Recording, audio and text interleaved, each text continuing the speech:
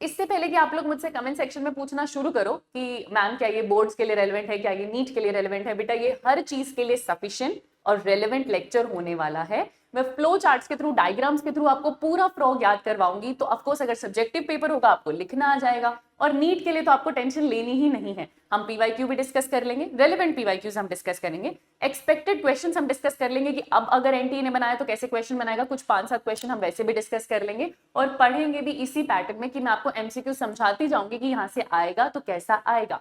And additional याद करवाने की जिम्मेदारी मेरी। लेक्चर अगर पूरा एंड तक अच्छे से देख लेते हो तो सारी चीजें आप यहीं पे याद करके जाओगे, और फ्रॉग को पूरा 3D में समझने वाले हैं। ठीक है, तो बिना टाइम वेस्ट करे शुरू करते हैं। Hello everybody, my name is Nitika Batra, और आज हम पढ़ने वाले हैं फ्रॉग, वो भी 3D में। तो देखो, अगर आप एनसीईआरटी को देखोगे, कॉकरोच और अर्थवर्म जो पहले आपके पास एनसीईआरटी में थे, इनफैक्ट कॉकरोच आपको याद करना है, वो थोड़ा सा ना डिफिकल्ट होता है, क्योंकि उसमें आपको सेगमेंट्स याद करने होते हैं, है ना, कि अच्छा 6 सेगमेंट पे स्पर्मेथिका है, फीमेल और मेल के जेनाइटल पाउच याद करने पड़ते हैं, वो फिर भी थोड़ा सा टफ है। फ्रॉग के बारे में खुशखबरी क्या होती है बच्चा, कि फ्रॉग बिल्कुल एक तो हमारे जैसा है, दूसरा इसमें सेगमेंट सेगमेंट का कोई खेल नहीं होता। आपके अंदर लिवर बाइल बना रहा है, इनके अंदर लिवर बाइल बना रहा है, आपके पास पैनक्रियाज ऐसे एंजाइम सिक्रीट कर रहा है जो डाइजेशन में मदद कर रहा है, इनमें भी सेम है। तो ये बहुत हमारे जैसे हैं, याद करना काफी आसान होने वाला है ना। कोई भी टॉपिक को, कोई भी ऐसे ऑर्गेनिज्म को जब आप पढ़ते हो तो आप 2 हिस्सों में पढ़ते हो, पहले उसे बाहर से देखते हैं, फिर उसको अंदर से देखते हैं। आपने कभी मेरे साथ कॉकरोच पढ़ा होगा तो आपको पता होगा, हम पहले उसकी पूरी मॉर्फोलॉजी समझते हैं, फिर हम उसको कट करते हैं, उसको डाइसेक्ट करते हैं, और एक एक करके हम सारे सिस्टम समझना शुरू करते हैं। ठीक है, वही काम हम फ्रॉग में करने वाले हैं। तो पहले इसको बाहर से देखेंगे, बाहर से समझेंगे। उससे पहले हम इसके कुछ बेसिक फीचर्स बता रखे हैं। सबसे पहली चीज जो हमको पढ़नी है वो है इसका एड्रेस, है ना, क्योंकि हम एनिमल किंगडम अच्छे से पढ़कर आए हैं तो हमें इसके एड्रेस तक तो पहुंचना पड़ेगा। ये हम कौन सी किंगडम में पढ़ते हैं, सब कुछ एनिमेलिया। तो किंगडम तो आपको पता है कि किंगडम एनिमेलिया है, जिसमें 11 फाइलम आती है। कौन से फाइलम में आपका फ्रॉग आ रहा है, उस फाइलम में कौन सी सब फाइलम है, कौन सा डिवीजन है, कौन सी सुपर क्लास है और कौन सी क्लास है। क्लास के बारे में तो देखो एनसीईआरटी लिख देगी, लेकिन ये मैं जानना चाह रही हूँ कि एनिमल किंगडम मेरे बच्चों को कितना याद है, इसीलिए मैं ये चीज लेकर आई हूँ ताकि हम इसको भी एक बार रिवाइज कर सके। तो फाइलम तो मुझे आपको बताने की जरूरत नहीं है, 10 फाइलम हमारी इनवर्टिब्रेट की होती है, एक फाइलम ही है हमारे पास जो कि कोडेटा की आ रही है हमारे पास। तो फाइलम क्या हो जाएगा, कोडेटा, ये तो हमको पता है। फाइलम हमारे पास कौन सी है, 11वीं फाइलम कोडेटा। इस फाइलम में 3 सब फाइलम होती है, यूरोकोडेटा, सिफेलोकोडेटा, वर्टिब्रेटा। फ्रॉग हमारा किसमें आता है, वर्टिब्रेटा। वर्टिब्रेटा याद है, मैंने आपको विद ट्रिक्स ये सारी चीजें इसी चैनल पर करवाई हुई हैं। अगर आपको वो भी लेक्चर चाहिए तो आपको इसी चैनल पर मिलेगा, जाइए और आराम से उसको रिवाइज कीजिए विद निमोनिक्स। आपको इन 30 मिनट्स पूरा एनिमल किंगडम याद हो जाता है। ठीक है, तो वर्टिब्रेटा हो गया। डिवीजन की अगर मैं बात करूं तो वर्टिब्रेटा में 2 डिवीजन थे, एक अग्नेथा था, दूसरा गनेथोस्टोमेटा था। तो हमारा फ्रॉग किस में आएगा, क्योंकि उसके पास जॉज हैं तो वो गनेथोस्टोमेटा में आएगा। बहुत बढ़िया। अब उसके अंदर आपने देखा था 2 सुपर क्लासेस थी, एक पाइसेस थी और एक टेट्रापोडा थी। तो पाइसेस में तो हमारी फिशेस आ जाएंगी, तो ये किस में आएगा, टेट्रापोडा। सुपर क्लास कौन सी हो जाएगी, टेट्रापोडा। बहुत बढ़िया। इस टेट्रापोडा के अंदर अगर मैं क्लास की बात करूं तो 4 क्लासेस यहाँ पर आती हैं, एम्फीबियन, रेप्टाइल, एव्स और मैमल्स। और हम पढ़ रहे हैं क्या, फ्रॉग। फ्रॉग हमारे पास क्या है, एम्फीबियन। तो क्लास क्या हो जाएगी, एम्फीबिया। क्लास क्या हो जाएगी, एम्फीबिया। मुझे बताओ, यहां से कुछ भी क्वेश्चन आएगा तो हम कर लेंगे, बहुत आसानी से कर लेंगे। हमें कुछ बेसिक फीचर्स इस फ्रॉग के बारे में बता रखे हैं। तो क्या करना है, जब भी किसी चीज को याद करना होता है ना, दिमाग में एक पिक्चर चलनी चाहिए, तभी आप उससे रिलेटेड क्वेश्चंस को समझ पाएंगे। अब जब कभी आप फ्रॉग की बात कर रहे हैं तो आपके दिमाग में ये फ्रॉग चलते रहना चाहिए बेटा, कि कुछ ऐसे की हम बात करें यहाँ पे। ठीक है, अब यहाँ पर आपको देखने में क्या समझ में आ रहा है, जो कुछ बेसिक बातें हमको ऑलरेडी पता है, पहले हम उनको डिस्कस कर लेते हैं। सिंपल सी चीजें, बेसिक सी बातें हम यहाँ पे देख लेते हैं। Frog can live both on land and in fresh water, ये बात तो हमको ऑलरेडी पता है, कि तभी तो इनको डुअल लाइफ कहते हैं। हम कहते हैं ना कि डुअल लाइफ है, लैंड और वाटर दोनों पे रहना जानते हैं, तो हर एम्फीबियन जानता है। क्लास कौन सी है इनकी, तो हमने देख लिया, एम्फीबिया है। फाइलम कौन सी है, तो कॉर्डेटा है। इसकी इंडियन स्पीशीज का नाम अगर मैं आपको बताऊं तो राना टिग्रीना है। कॉकरोच का क्या नाम हमने पढ़ा था, कमेंट सेक्शन में मुझको बताना। तो ये राजा है, ये राना है, राना टिग्रीना है। मैंने आपको विद निमोनिक्स याद करवाया था, कोई बड़ी बात नहीं है। फिर अगर मैं यहाँ पर इन क्लासेस की बात करूं तो जैसे मैंने आपको बताया, फिशेस हैं, एम्फीबियन है, रेप्टाइल्स है, एव्स है, मैमल्स हैं। 5 पढ़ते हैं हम यहाँ पे, है ना। उनमें से बेटा फिशेस, आपके एम्फीबियन और आपके रेप्टाइल्स, ये जो तीनों हैं ये कैसे होते हैं, पोइकिलोथर्मस। इनको अपना टेम्परेचर मेंटेन करना नहीं आता, कांस्टेंट इंटरनल एनवायरनमेंट में ये नहीं रह सकते, नहीं रख सकते अपने आप को। इसीलिए इनको एक्सट्रीम वेदर कंडीशन में, जब बहुत ज्यादा सर्दी या बहुत ज्यादा गर्मी है, तो इनको अपनी ग्रोथ को सस्पेंड करना पड़ता है, इनको छुपना पड़ता है, इनको इनएक्टिव होना पड़ता है, क्योंकि ये आपके और मेरी तरह होम्योथर्मस नहीं है, ये वार्म ब्लडेड नहीं है। सिर्फ दो क्लास होती हैं जो वार्म ब्लडेड होती हैं, एक आपकी चिड़िया वाली जो आपकी एव्स है, और एक हम। सिर्फ बर्ड्स और मैमल्स एंडोथर्मिक होते हैं, होमोथर्मिक होते हैं, या कह लो वार्म ब्लडेड होते हैं। पर एम्फीबियंस हमारे कैसे हो जाएंगे? Cold blooded. In cold blooded animals को हम क्या कहते हैं कि ये पोइकिलोथर्मस हैं, क्योंकि इनको अपना इंटरनल बॉडी टेम्परेचर कांस्टेंट रखना नहीं आएगा। बाहर बहुत सर्दी होगी तो ये जम जाएंगे, बाहर बहुत गर्मी होगी तो इनका भी टेम्परेचर बढ़ जाएगा और सारे एंजाइम डीनेचर कर जाएंगे, इसीलिए इनको छुपना पड़ता है बेटा। जो चीज यहाँ पर लिखी हुई है कि बहुत ज्यादा अगर गर्मी हो रही है तो ये समर स्लीप में चले जाते हैं, और उस समर स्लीप को हम क्या कहते हैं? एस्टिवेशन। और अगर बहुत ज्यादा सर्दी हो रही है तो ये विंटर स्लीप में चले जाएंगे, और उस विंटर स्लीप को हम क्या कहते हैं? हाइबरनेशन। ऐसा ये क्यों करते हैं? अपने आप को प्रोटेक्ट करने के लिए करते हैं। और इस पीरियड के दौरान जब इन्हें छुपना होता है तो ये ऐसे गड्ढे बनाते हैं, डीप बरोज बनाते हैं, और वहां पर जाकर छुप जाते हैं एक्सट्रीम हीट और कोल्ड से अपने आप को बचाने के लिए। कहानी ये समझनी है, इसमें क्या नहीं बात है याद करने के लिए? एस्टिवेशन और हाइबरनेशन तो हम ऑलरेडी जानते हैं। फिर एक स्पेशल फीचर होता है हमारे फ्रॉग्स के पास, जिसे हम कहते हैं कैमोफ्लाज। ये कैमोफ्लाज करना जानते हैं, मतलब अगर इनको अपने प्रेडिटर से खुद को बचाना है तो जो एनवायरनमेंट का कलर है वैसे ही खुद का कलर कर लेते हैं। ये हम रेप्टाइल्स में कैमिलियन, गिरगिट के साथ भी पढ़ते हैं, फ्रॉग्स के पास भी है। तो ये कैमोफ्लाज कर सकते हैं, मतलब ये अपना कलर अपने एनवायरनमेंट के अकॉर्डिंग एडजस्ट कर सकते हैं अपने आप को अपने एनिमी से बचाने के लिए। अब एनसीईआरटी एक लाइन लिखेगी जो बहुत ही गलत लाइन लिखेगी, वो लिख रही है कि this protective colouration is called mimicry. बच्चे ये बहुत गलत स्टेटमेंट है। अगर आप कभी इकोलॉजी में ऑर्गेनिज्म एंड पॉपुलेशन वाला चैप्टर पढ़ते हो और डिटेल में आप समझते हो कि मिमिक्री होती क्या है, तो आपको पता चलेगा एक ऑर्गेनिज्म दूसरे ऑर्गेनिज्म को कॉपी करता है, एक ऑर्गेनिज्म दूसरे ऑर्गेनिज्म की कॉपी करता है। मिमिक्री आप जानते हो, मिमिक करना किसी को, किसी आर्टिस्ट को, किसी सेलिब्रिटी को, अक्षय कुमार की आवाज निकालना मिमिक्री है। तो मिमिक्रीज आप किसी और की तरह बिहेव कर रहे हो। लेकिन अगर आप अपना कलर चेंज कर रहे हो एनवायरनमेंट के अकॉर्डिंग, एनवायरनमेंट के जैसा सेम, ताकि प्रेडेटर आपको ढूंढ ना पाए, इसे कैमोफ्लेज कहते हैं। पर क्योंकि हमारी एनसीईआरटी लिख देती है कि इस प्रोटेक्टिव कलरेशन को मिमिक्री कह रहे हैं, तो हमें ये लाइन एज इट इज याद रखनी है। देखो अभी भी हम एनसीईआरटी को इंपॉर्टेंस देंगे। अगर ये लाइन एज इट इज उठ के आपके नीट के एग्जामिनेशन में आ जाती है कि फ्रॉग जो प्रोटेक्टिव कलरेशन शो करता है वो क्या है, तो आपको लिखना पड़ेगा मिमिक्री। वो बात अलग है, कोई चैलेंज कर दे, क्योंकि एक्चुअल फैक्ट तो अलग चीज है। कोई चैलेंज कर दे, आपको बोनस मिल जाए, बट क्योंकि एनसीईआरटी में लिखा हुआ है तो एनटीए में इतना तो मजाक नहीं करेगा। पर यहाँ पर क्या लिखते हैं? प्रोटेक्टिव कलरेशन क्या है? मिमिक्री। मैं ऑलरेडी इस पे स्टार लगा रही हूँ क्योंकि एक्चुअल फैक्ट ये नहीं है, इसमें कुछ भी नया हमने याद नहीं किया। क्लास हमें पता है, राणा टिग्रीना हमें पता है, एस्टिवेशन हाइबरनेशन ये करता है, कोल्ड ब्लडेड ही होता है, और कैमोफ्लेज ही शो करता है। अब इसकी बेसिक मॉर्फोलॉजी हमको समझनी है, जो कि हमारा फ्रॉग दिखता है कुछ ऐसा। ये आपका एनसीईआरटी का डायग्राम है, आपको समझने में आसानी होगी इसलिए मैंने एनसीईआरटी का डायग्राम यहाँ पे यूज किया है, बट हम 3D में भी फ्रॉग को देखने वाले हैं। अब इसको देख के आपको जो जो समझ में आ रहा है वही पॉइंट्स आपकी एनसीईआरटी ने लिखे हुए हैं। फॉर एग्जाम्पल, अगर मैं बोलूं क्या इस फ्रॉग की गर्दन है, क्या कोई नेक है? नहीं। क्या इस फ्रॉग की कोई टेल है? नहीं, कोई टेल भी नहीं है। तो अगर मैं बोलूं फ्रॉग की बॉडी किस किस में डिवाइडेड है, तो एक हेड वाला हिस्सा मिलेगा और एक ट्रंक वाला हिस्सा मिलेगा, जो कि यहाँ पर लिखा हुआ है। उसके सिवा फ्रॉग में कुछ भी नहीं है। तो हिस्से तो हो गए दो। कलर बता दो। तो ये जो पीठ वाला हिस्सा होता है इसको बोलते हैं डोर्सल हिस्सा, और जो ये आगे वाला हिस्सा है इसको बोलते हैं वेंट्रल हिस्सा। तो अगर ये बात नहीं पता, जो मुझे अभी भी पता लगेगी, बहुत से बच्चों को नहीं पता होती, हमारी केस में भी बेटा ये हमारी पीठ हमारा डोर्सल हिस्सा है और ये हमारा वेंट्रल हिस्सा है। तो इसकी भी तो पीठ क्या हो जाएगी? डोर्सल, और ये हिस्सा क्या हो जाएगा? वेंट्रल। क्योंकि क्वेश्चन आता है डोर्सल वेंट्रल से, फिर आप कंफ्यूज हो जाते हो, तो ये बात आपको पता होनी चाहिए। ठीक है, डोर्सली इनके बारे में लिखा हुआ है कि इनका जो कलर है वो ऑलिव ग्रीन है। ठीक है, और वेंट्रली जो है थोड़ा सा येलोइश हो जाएगा। आप खुद डिफरेंस देखो इस डायग्राम के अंदर, यहाँ थोड़ा ज्यादा ग्रीनिश है, यहाँ थोड़ा ज्यादा येलोइश है। तो यहाँ ये डार्क ग्रीन ऑलिव ग्रीन होता है, यहाँ ये पेल येलो होता है। इस वाले ऑलिव ग्रीन पे आपको धब्बे मिलेंगे, आपको स्पॉट्स मिलेंगे। तो एनसीईआरटी लिखती है dark irregular spots. Olive green है और डार्क इररेगुलर स्पॉट्स। और अगर मैं वेंट्रल हिस्से की बात करूं तो वो पेल येलो है पर यूनिफॉर्म है, वहां कोई धब्बे कोई स्पॉट्स नहीं होता, वहां से ये यूनिफॉर्म होता है। कोई बात हमने याद कर ली यहाँ पे। टच करने में इनके ऊपर स्केल या हार्ड, जिस तरीके से रेप्टाइल्स होते हैं वैसी हार्ड स्किन इनके पास नहीं है। ये टच करने में बहुत सॉफ्ट है, इनको पकड़ोगे तो ये फिसल के निकल जाएंगे। आपने देखे हैं, आपने फ्रॉग्स देखे हैं, आप जानते हो। तो इनके पूरे स्किन पे म्यूकस का सिक्रीशन होता है और उस म्यूकस के सिक्रीशन की वजह से काफी सॉफ्ट है, काफी स्लिपरी है। क्या इनके पास हाथ और पैर है? हाँ, 2 हाथ 2 पैर है। जिसको हाथ और पैर ना लिखकर एनसीईआरटी क्या लिखेगी? 2 फोर लिम्ब है और 2 हाइंड लिम्ब है। ये बात हमको पता है। फोर लिम्ब के बारे में हमको बता रखे हैं कि यहाँ पर केवल 4 डिजिट्स होती है। डिजिट्स यानी कि ये फिंगर्स की बात करते हैं बेटा। जैसे हमारे पास 5 फिंगर्स है ना, तो इनके पास 4 ही डिजिट्स होती है। लेकिन हाइंड लिम्ब में इनके पास 5 डिजिट्स होती है। तो गलती मत करना, हाइंड लिम्ब इनकी देखोगे तो 5 की 5 डिजिट्स दिखेंगी, फोर लिम्ब में 4 डिजिट्स, ऐसे याद कर लो, 4 है और 4 तो 4 ही डिजिट्स दिखेंगी।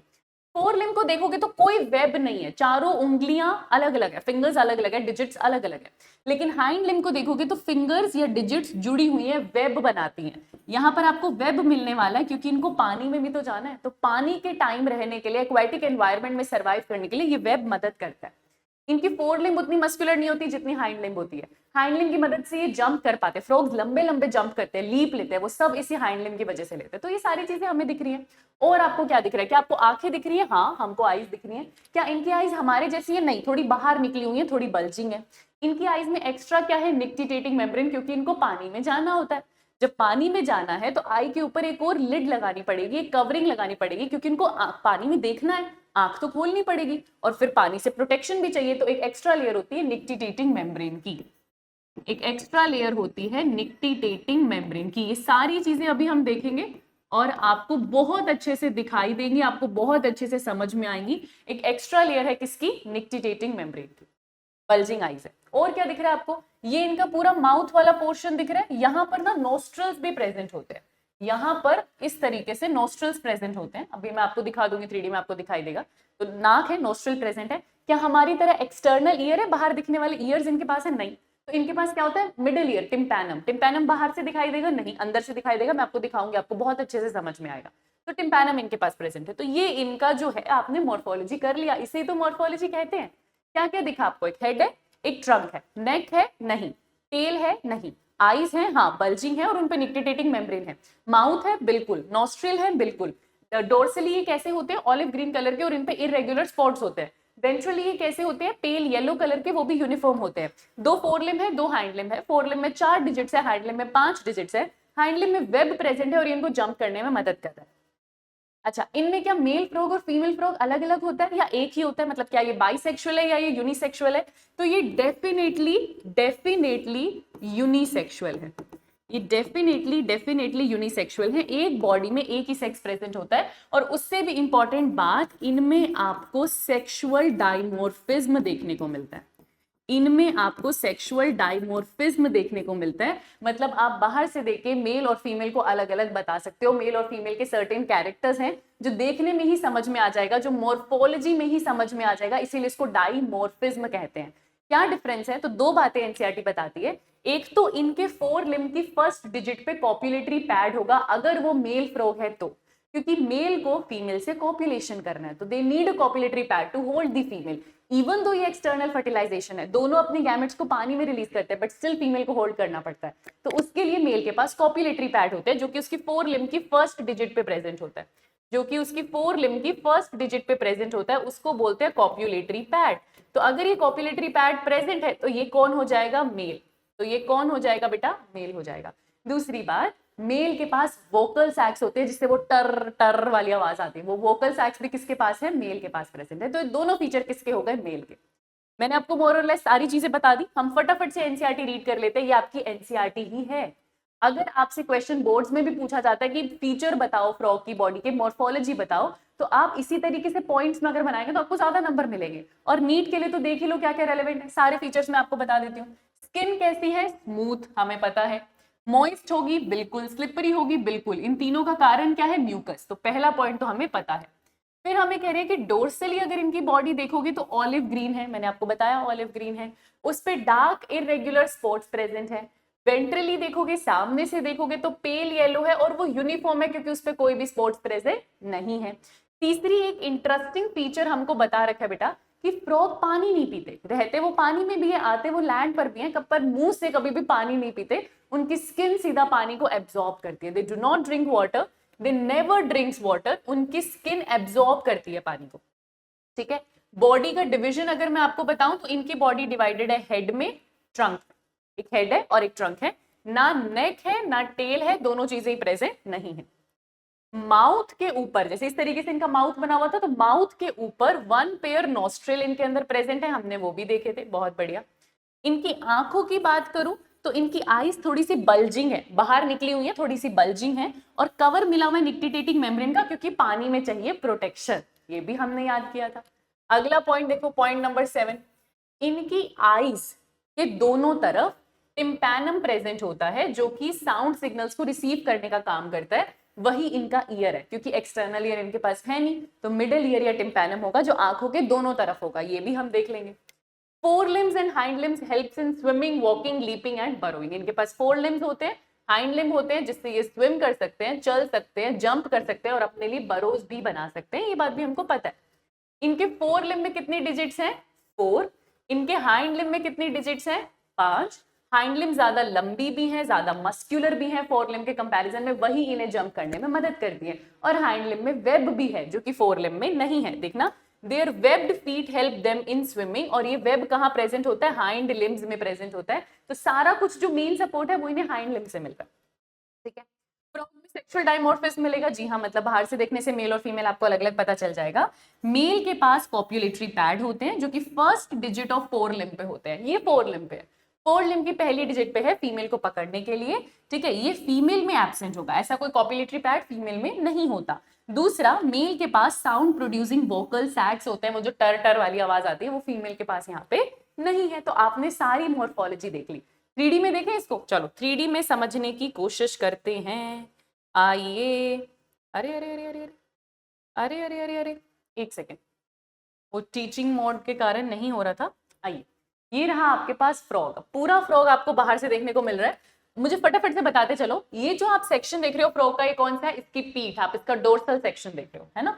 और इसको थोड़ा सा अगर मैं घुमा दूं तो अब आपको ये क्या दिखाई दे रहा है? इसका वेंट्रल सेक्शन दिखाई दे रहा है। यहाँ पर खैर जो ये 3D में फ्रॉग हमने ले रखा है, इन्होंने उसका सेम ही कलर कर रखा है, बट आपको डिफरेंस पता होना चाहिए कि डोर्सली ये ऑलिव ग्रीन कलर का होता है, वेंट्रली ये पेल येलो कलर का होता है। यहाँ आपको कुछ स्पॉट्स देखने को मिलते हैं, पर यहाँ आपको स्पॉट्स देखने को नहीं मिलते। ये इनका जो रीजन है, ये इनका माउथ वाला रीजन है, ये वाला जो इनका रीजन है, ये इनका माउथ वाला रीजन है। मैं इसको हाइड कर देती हूँ, ठीक है। इसको, ये तो अंदर से पूरा मसल और ये सब दिखा रखे, खैर अपने को इतना नहीं चाहिए, तो अपने फिलहाल बाहर बाहर से समझ लेते हैं। ये इनकी क्या है? इनकी आईज, और ये आईज पे ब्लू कलर की लेयर देख रहे हो, ये ब्लू कलर की लेयर देख रहे हो, निक्टिटेटिंग मेम्ब्रेन है। मैं इस लेयर को हटा के दिखाती हूँ, देखो हट गया, अब पूरा येलो हो गया, ये इनकी आंखें ऐसे बाहर निकली हुई। अब मैं इसको दोबारा दिखाती हूँ, ये ब्लू कलर की लेयर आई, पतली सी एकदम मेम्ब्रेन होती है ब्लू कलर की। नोटिस करना, यहाँ पर ब्लू कलर आएगा और चला जाएगा, अब देखो नोटिस करना, चला गया, फुल येलो हो गया और ये वापस ब्लू कलर आ गया। तो इस तरीके से परत होती है, ये इनकी निक्टिटेटिंग मेम्ब्रेन है। ये हिस्सा देख रहे हो, ये इसका नोस्ट्रिल है, ये जो यहाँ पर ये बना हुआ है, ये इसका नोस्ट्रिल है, नाक के पास जो बना हुआ है। इसको मैं हटा देती हूँ यहाँ से। ये जो आपको दिखाई दे रहा है, ये इसका नोस्ट्रिल है, ये जो यहाँ पर आपको दिखाई दे रहा है, ये नोस्ट्रिल है। अच्छा, ये नोटिस करो, चलो आप फोर लिम्स और हाइंड लिम्ब देखो, डिजिट्स कितना, 1 2 3 4। फोर लिम्ब में कितनी डिजिट्स है? 4। और हाइंड लिम्ब में गिनो जरा, 1 2 3 4 5। हाइंड लिम्ब में कितनी डिजिट्स है? 5। हाइंड लिम्ब में वेब प्रेजेंट होता है, फोर लिम्ब में वेब प्रेजेंट नहीं होता। हाइंड लिम्ब ज्यादा मस्क्यूलर होती है, फोर लिम्ब इतनी मस्क्यूलर नहीं होती। फोर लिम्ब की पहली डिजिट्स पे आपको कॉपुलेटरी पैड मिलेगा, वो आपको हाइंड लिम्ब में नहीं मिलेगा, यही बेसिक चीज है। टिम्पैनम जब हम इसको कट करेंगे तो मैं ब्रेन के दोनों तरफ आपको यहाँ पे, मतलब जहां इसका माउथ वाला रीजन आ गया, ये माउथ वाला रीजन आ गया, यहाँ और यहाँ टिम्पैनम होता है बेटा।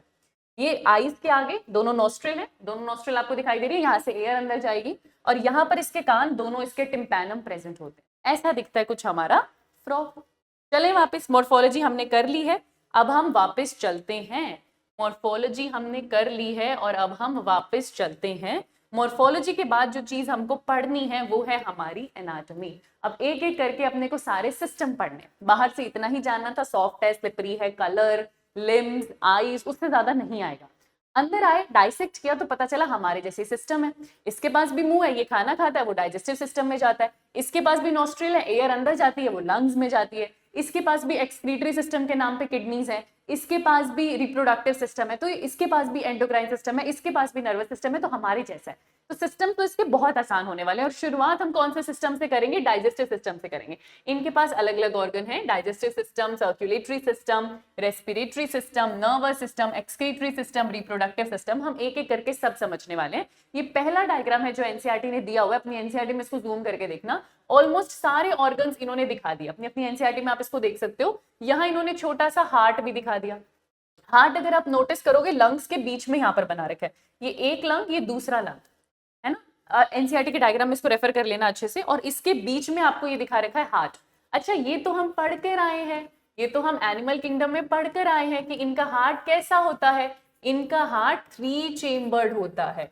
इनके पास एक राइट ऑरिकल होती है, एक लेफ्ट ऑरिकल होती है और एक कॉमन वेंट्रिकल होती है। ये चीज अभी हम 3D में देखेंगे, आपको बहुत अच्छे से समझ में आने वाला है। तो दोनों आर्ट्रियम होगी और एक आपके पास वेंट्रिकल होगी, 3 चेम्बर्ड हार्ट प्रेजेंट होता है। हमारे पास लिवर है, इनके पास लिवर है, हमारे पास गॉल ब्लैडर है, इनके पास गॉल ब्लैडर है। अब यहाँ पर इस सिस्टम को थोड़ा सा अलग कर दिया कि खाना अगर खाएंगे तो वो कहाँ जाएगा, ईसोफेगस में।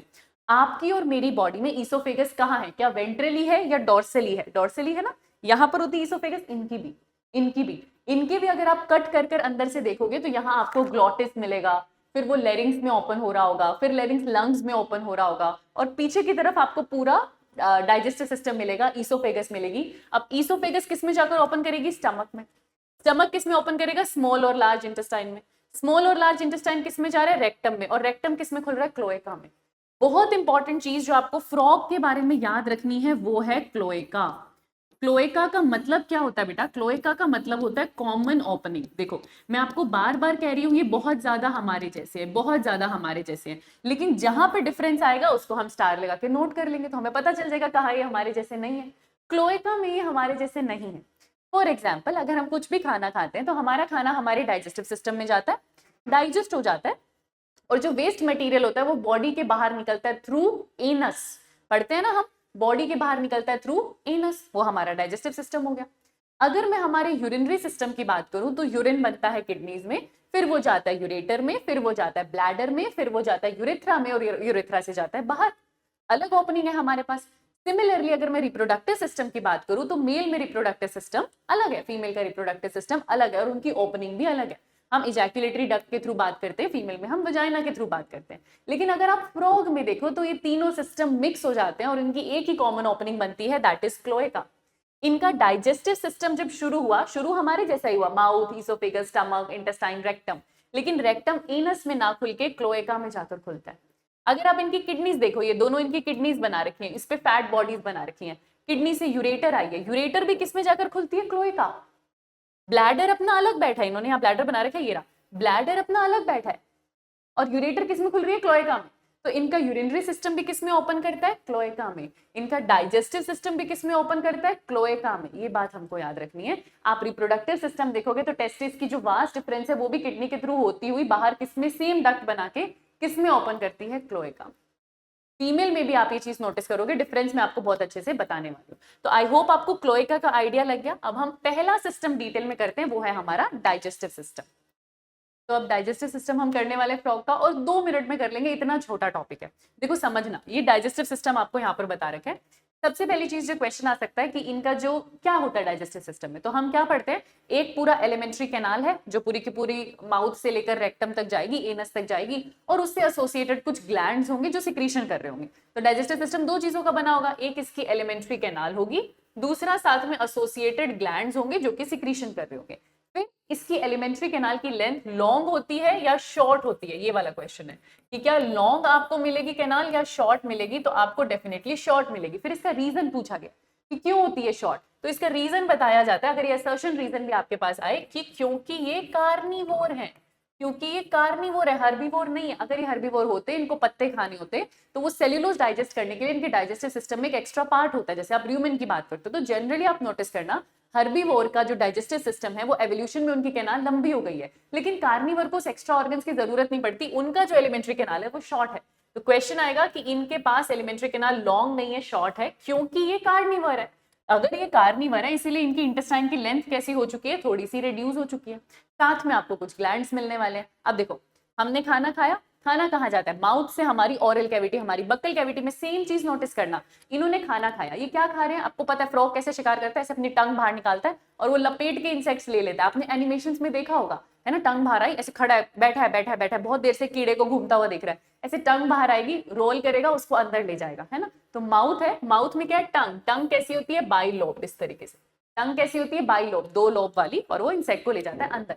खाना जो उसने खाया सबसे पहले इसकी माउथ की कैविटी में आया, जिससे हम कहते हैं बक्कल कैविटी।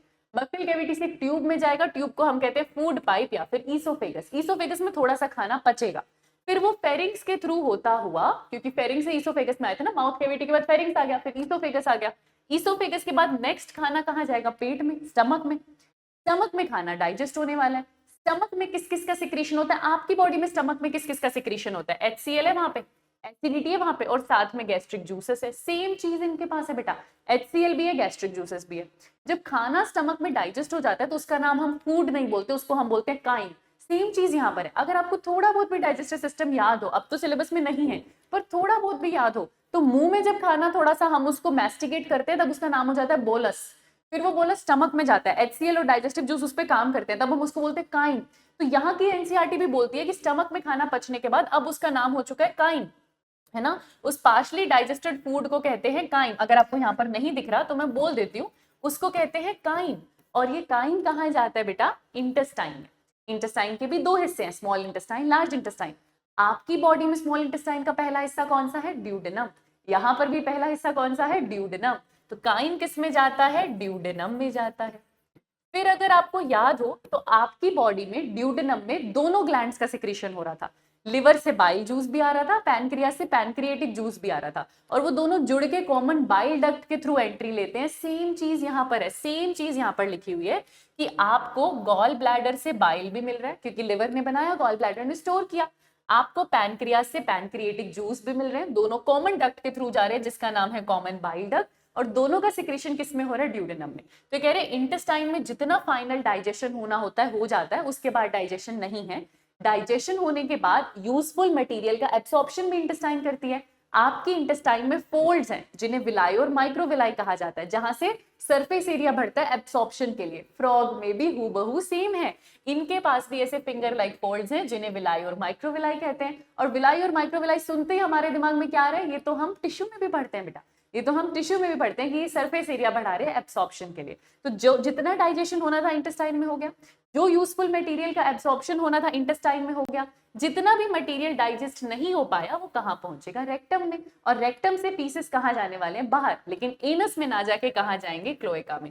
सारा सॉलिड वेस्ट जाता है क्लोएका में और क्लोएका से फिर जाता है बाहर। आप देख रहे हो 2017 में इससे रिलेटेड क्वेश्चन आया था इसके सीक्वेंस से, माउथ से लेकर क्लोएका तक। मैं आपको ये पीवाईक्यू दिखा भी दूंगी तब आपको बहुत अच्छे से समझ में आ जाएगा। चलो रिवाइज करो। माउथ में टंग थी, बाइलोब टंग थी, खाना माउथ में आया, बक्कल कैविटी में आया, फेरिंग से होता हुआ ईसोफेगस में गया, थोड़ा बहुत डाइजेस्ट हुआ, ईसोफेगस से स्टमक में आया, स्टमक में HCl है, बाकी गैस्ट्रिक जूसेस है, डाइजेस्ट हुआ, नाम पड़ गया काइन। काइन से आया इंटेस्टाइन में, इंटेस्टाइन में मैक्सिमम डाइजेशन हो रहा है, इंटेस्टाइन में स्मॉल इंटेस्टाइन है, लार्ज इंटेस्टाइन है। काइन जब इंटेस्टाइन में पहुंचता है वहां पे पैनक्रिएटिक जूस का भी सिक्रीशन है, वहां पे बाइल जूस का भी सिक्रीशन है बाय कॉमन बाइल डक्ट। जितना डाइजेशन होना था हो जाएगा, मटेरियल का एब्सॉर्प्शन होगा विलाई और माइक्रोविलाई से, खाना जाएगा, जितना एब्जॉर्ब होना था ब्लड में आ जाएगा, बचा हुआ अनडाइजेस्टेड सॉलिड वेस्ट पहुंचेगा रेक्टम में, रेक्टम से पहुंचेगा बाहर, लेकिन एनस के थ्रू नहीं, किसके थ्रू, क्लोएका के थ्रू। इतना ही था आपका डाइजेस्टिव सिस्टम। डाइजेस्टिव सिस्टम हो जाता है यहाँ पे खत्म। अब देखो क्योंकि एलिमेंट्री कैनाल है तो साथ में कुछ ग्लैंड्स भी है, तो ग्लैंड्स के बारे में बता रखा है। पैनक्रियाज है, बिल्कुल है।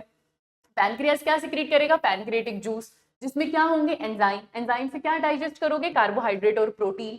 तो फैट कैसे डाइजेस्ट होगा, लिवर की वजह से। लिवर क्या सिक्रीट करे, बाइल।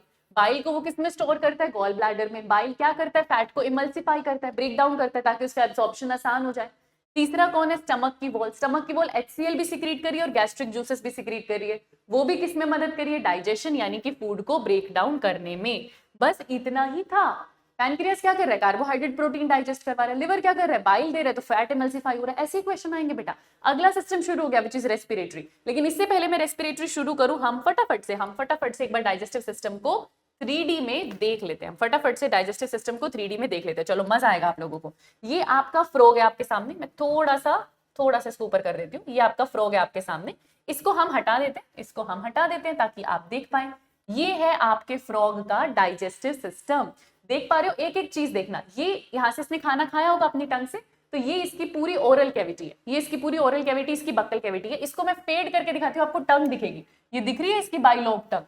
जैसे मैंने फेड किया, इसके माउथ में इसकी टंग दिखने लगी। ये इसकी बक्कल कैविटी, ये इसका फेरिंक्स। फेरिंक्स से होते हुए खाना कहाँ पहुंचता है, ये इतनी सी ट्यूब आपको दिख रही है, ये इसकी ईसोफेगस है। ईसोफेगस में आ गया। और देखो क्या मैं आपको फ्रॉग डोर्सली दिखा रही हूँ या वेंट्रली, मैं पीठ दिखा रही हूँ ना, मैं डोर्सली दिखा रही हूँ ना, तो इसका डाइजेस्टिव सिस्टम डोर्सली है। मतलब आगे, इनफैक्ट यहाँ पर आपको इधर किडनीज भी दिखेगी, पर मैं आपको सिर्फ ईसोफेगस की पोजीशन दिखाना चाहती हूँ, वो डोर्सली है। क्योंकि वेंट्रली आपको क्या मिलने वाला है, आपका ग्लोटिस आने वाला है और वो लंग्स में जाकर ओपन होने वाला है ना। लेरिंग्स आने वाला है, वो लंग्स में ओपन होने वाले है, तो थोड़ा पीछे की तरफ है। ईसोफेगस हुआ माउथ में है टंग, खाना आया ईसोफेगस में, ईसोफेगस से आया स्टमक में, स्टमक में HCl ने सिक्रीशन किया होगा और बाकी गैस्ट्रिक जूसेस का सिक्रीशन हुआ होगा। यहां से खाना आएगा कहाँ, स्मॉल इंटेस्टाइन में। जो घूम रही है पूरी ये स्मॉल इंटेस्टाइन है। स्मॉल इंटेस्टाइन से खाना आएगा कहाँ, लार्ज इंटेस्टाइन में, जिसका एंड पार्ट होगा रेक्टम, और वो ओपन करेगा किसमें, सीकम, सॉरी वो ओपन करेगा किसमें, क्लोएका में, जो कॉमन ओपनिंग है जिसे हम कहते हैं क्लोएका। ये जो बड़ी बड़ी डरावनी सी आपको दिख रही है, ये इसकी फैट बॉडीज है जो एक्चुअली किडनी से एसोसिएटेड है। अच्छा, ये कौन सा स्ट्रक्चर है जो आपको यहां पर दिखाई दे रहा है, मैं थोड़ा सा आपको वेंट्रली लेके चल रही हूँ। ये देखो, ये वाला स्ट्रक्चर दिखाई दे रहा है, ये दोनों लिवर है। ये वाला स्ट्रक्चर जो है ये लिवर है। एक बार लिवर को फेड करके देखना, अंदर ये छोटा सा स्ट्रक्चर आपको दिख रहा है, ये गॉल ब्लैडर है। ये छोटा सा स्ट्रक्चर मैं थोड़ा और जूम कर देती हूँ आप लोगों के लिए। ये जो छोटा सा स्ट्रक्चर लिवर के अंदर दिख रहा है, ये गॉल ब्लैडर, ठीक है। लिवर भी आपने देख लिया, लिवर का सिक्रीशन भी किसमें है, आपके ड्यूडेनम में है। क्या रह गया, पैनक्रियाज, पैनक्रियाज रह गया, वो भी देख लेते हैं, वो भी देख लेते हैं। ये आपको ये वाला हिस्सा दिख रहा है, ये पैनक्रियाज है, सॉरी ये वाला हिस्सा जो आपको दिख रहा है ये पैनक्रियाज है, ये तो हमारी स्मॉल इंटेस्टाइन, जो छोटा सा है ये पैनक्रियाज है। तो आपने सारी चीजें देख ली, माउथ है, ईसोफेगस है, स्टमक है, small intestine, large intestine, fat bodies, pancreas, इधर देखोगे, इधर देखोगे, इधर देखोगे, लिवर दिखेगा, और लिवर के अंदर गॉल ब्लैडर दिखेगा। ये है पूरा का पूरा डाइजेस्टिव सिस्टम। इतना ही याद करना था। अब हम वापस चलते हैं, और इस बार कौन सा सिस्टम अब हम करेंगे, इस बार कौन सा सिस्टम अब हम करेंगे, रेस्पिरेटरी सिस्टम। सबसे सिंपल, सबसे छोटा होता है इनका रेस्पिरेटरी सिस्टम। याद करो फ्रॉग कैसे रेस्पायर करते हैं, तो फ्रॉग के पास तो तीन तीन चीजें रेस्पायर करने के लिए, क्योंकि वो लैंड पर भी है, क्योंकि वो पानी में भी है। जब कभी वो लैंड पर जाते हैं, खैर यहाँ पर लिखा हुआ है, जब कभी वो लैंड पे जाते हैं तो बिल्कुल हमारी तरह उनके पास भी लंग्स हैं, उनके पास भी लंग्स हैं। नॉस्ट्रिल के थ्रू एयर आएगी, लंग्स में जाएगी, रेस्पिरेशन होगा, गैसेस का एक्सचेंज होगा। सेम वे वो अपनी बक्कल कैविटी से भी गैसेस का एक्सचेंज कर सकते हैं, बक्कोफेरेंजियल रेस्पिरेशन भी करते हैं, अपनी बक्कल कैविटी से भी गैसेस एक्सचेंज कर सकते हैं, इसलिए बक्कोफेरेंजियल रेस्पिरेशन भी करते हैं। और जब कभी ये पानी में होते हैं तब इनकी स्किन अपनी सरफेस से सीधा, अपने स्किन के सरफेस से पानी के थ्रू ऑक्सीजन का लेना, CO2 का छोड़ना, क्योंकि रेस्पिरेशन क्या है, यही तो ना, गैसेस का एक्सचेंज ही। आपको ऑक्सीजन चाहिए, आपको CO2 बाहर भेजना है। अगर आप पानी में हो तो ये काम डायरेक्टली स्किन से होता है। स्किन से जब रेस्पिरेशन करी जाती है उसके लिए नाम यूज किया जाता है क्यूटेनियस रेस्पिरेशन। जो डिजोल्व्ड ऑक्सीजन है वो पानी के थ्रू ही, स्किन के थ्रू, पानी में मिक्स होके स्किन के थ्रू बाय डिफ्यूजन, तब गैसेस कैसे आ रही हैं, बाय डिफ्यूजन, और डायरेक्टली आ रही है। इस रेस्पिरेशन को आप बोलते हो क्यूटेनियस रेस्पिरेशन। लेकिन जब आप लैंड पे हो बेटा, तो लैंड पे तीनों तरीके से आप रेस्पायर कर सकते हो। आप बक्कल कैविटी से भी कर सकते हो, स्किन से भी कर सकते हो, लंग्स से भी कर सकते हो।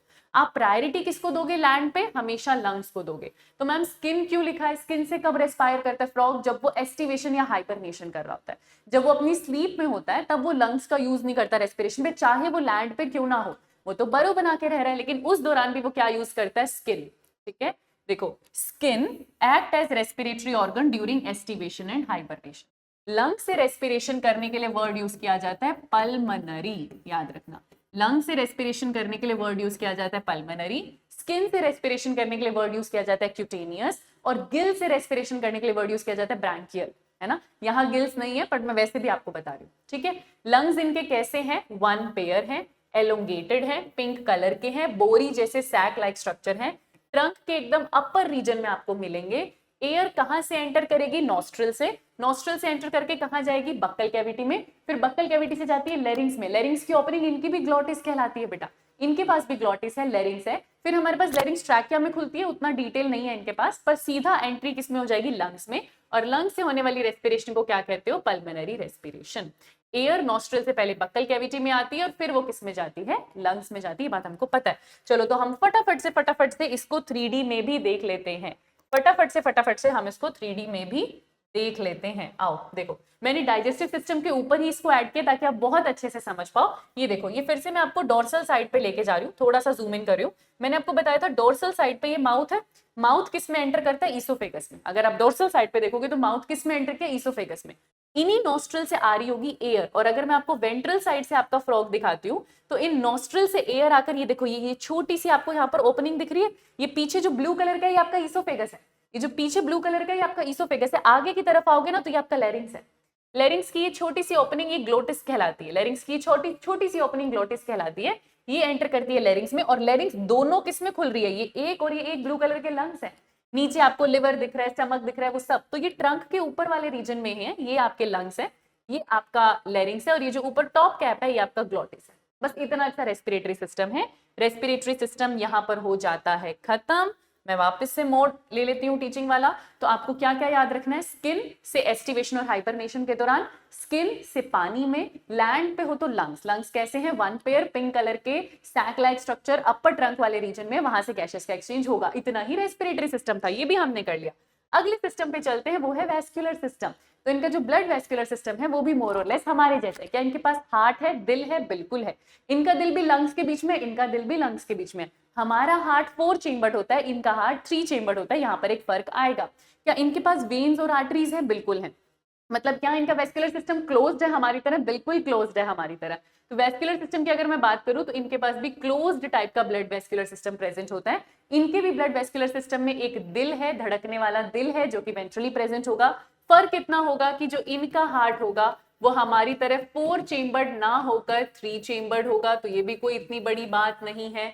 उसके सिवा इनके पास ब्लड वेसल्स होंगे और ब्लड वेसल्स में चलने वाला ब्लड होगा। मतलब क्या इनके पास भी हीमोग्लोबिन होता है? जी हाँ। इनका ब्लड भी लाल कलर का होता है? बिल्कुल। इनका ब्लड भी क्या आपकी तरह दोनों चीजों का मिलकर बना होता है? क्योंकि अगर मैं आपके ब्लड की बात करूं तो आपको पता है आपके ब्लड में 2 चीजें हैं, एक होता है प्लाज्मा, और प्लाज्मा के साथ होते हैं क्या? फॉर्म्ड एलिमेंट्स, जिनको हम क्या कहते हैं? ब्लड के सेल्स, जिसमें आप पढ़ते हो आरबीसी है, डब्ल्यूबीसी है, प्लेटलेट्स है, सेम बिल्कुल सेम फ्रॉग में प्रेजेंट है। क्या इनके पास प्लाज्मा है? क्या इनके पास फॉर्म्ड एलिमेंट्स हैं? बिल्कुल है। ठीक है। और ये ब्लड के थ्रू क्या करते हैं? आपके अंदर ब्लड क्या करता है? CO2 O2 को ट्रांसपोर्टेशन करना, न्यूट्रिएंट्स का ट्रांसपोर्टेशन करना, वाटर बैलेंस मेंटेन करके रखना, सेम चीज है। इनके पास भी न्यूट्रिएंट्स, गैसेस और वाटर के ट्रांसपोर्टेशन के लिए क्या प्रेजेंट है? ब्लड। आपके पास क्या सिर्फ वैस्कुलर सिस्टम है या लिम्फेटिक सिस्टम भी है? हमारे पास लिम्फेटिक सिस्टम भी है। हमारी बॉडी में जहां ब्लड फ्लो करता है तो वहां लिम्फ भी फ्लो करता है, सेम इनके पास भी है। इनके पास भी लिम्फ को फ्लो कराने के लिए लिम्फ चैनल्स हैं, और जो सेकेंडरी लिम्फोइडल ऑर्गन है, लिम्फोइड नोड्स हैं, वो भी इनके पास प्रेजेंट है। तो सेम बेटा, डिटो सेम, बहुत डिटेल आएगा नहीं, पर क्या लिम्फ प्रेजेंट है? हाँ। क्या ब्लड प्रेजेंट है? हाँ। ब्लड सर्कुलेशन सिस्टम हमारी तरह होता है? बिल्कुल हमारी तरह होता है। कैसे इनका हार्ट है? इनका हार्ट भी हमारी तरह मस्क्यूलर है, मायोजेनिक है, ऑटो एक्साइटेबल है, वो भी ऑटो एक्साइटेबल है। ठीक है।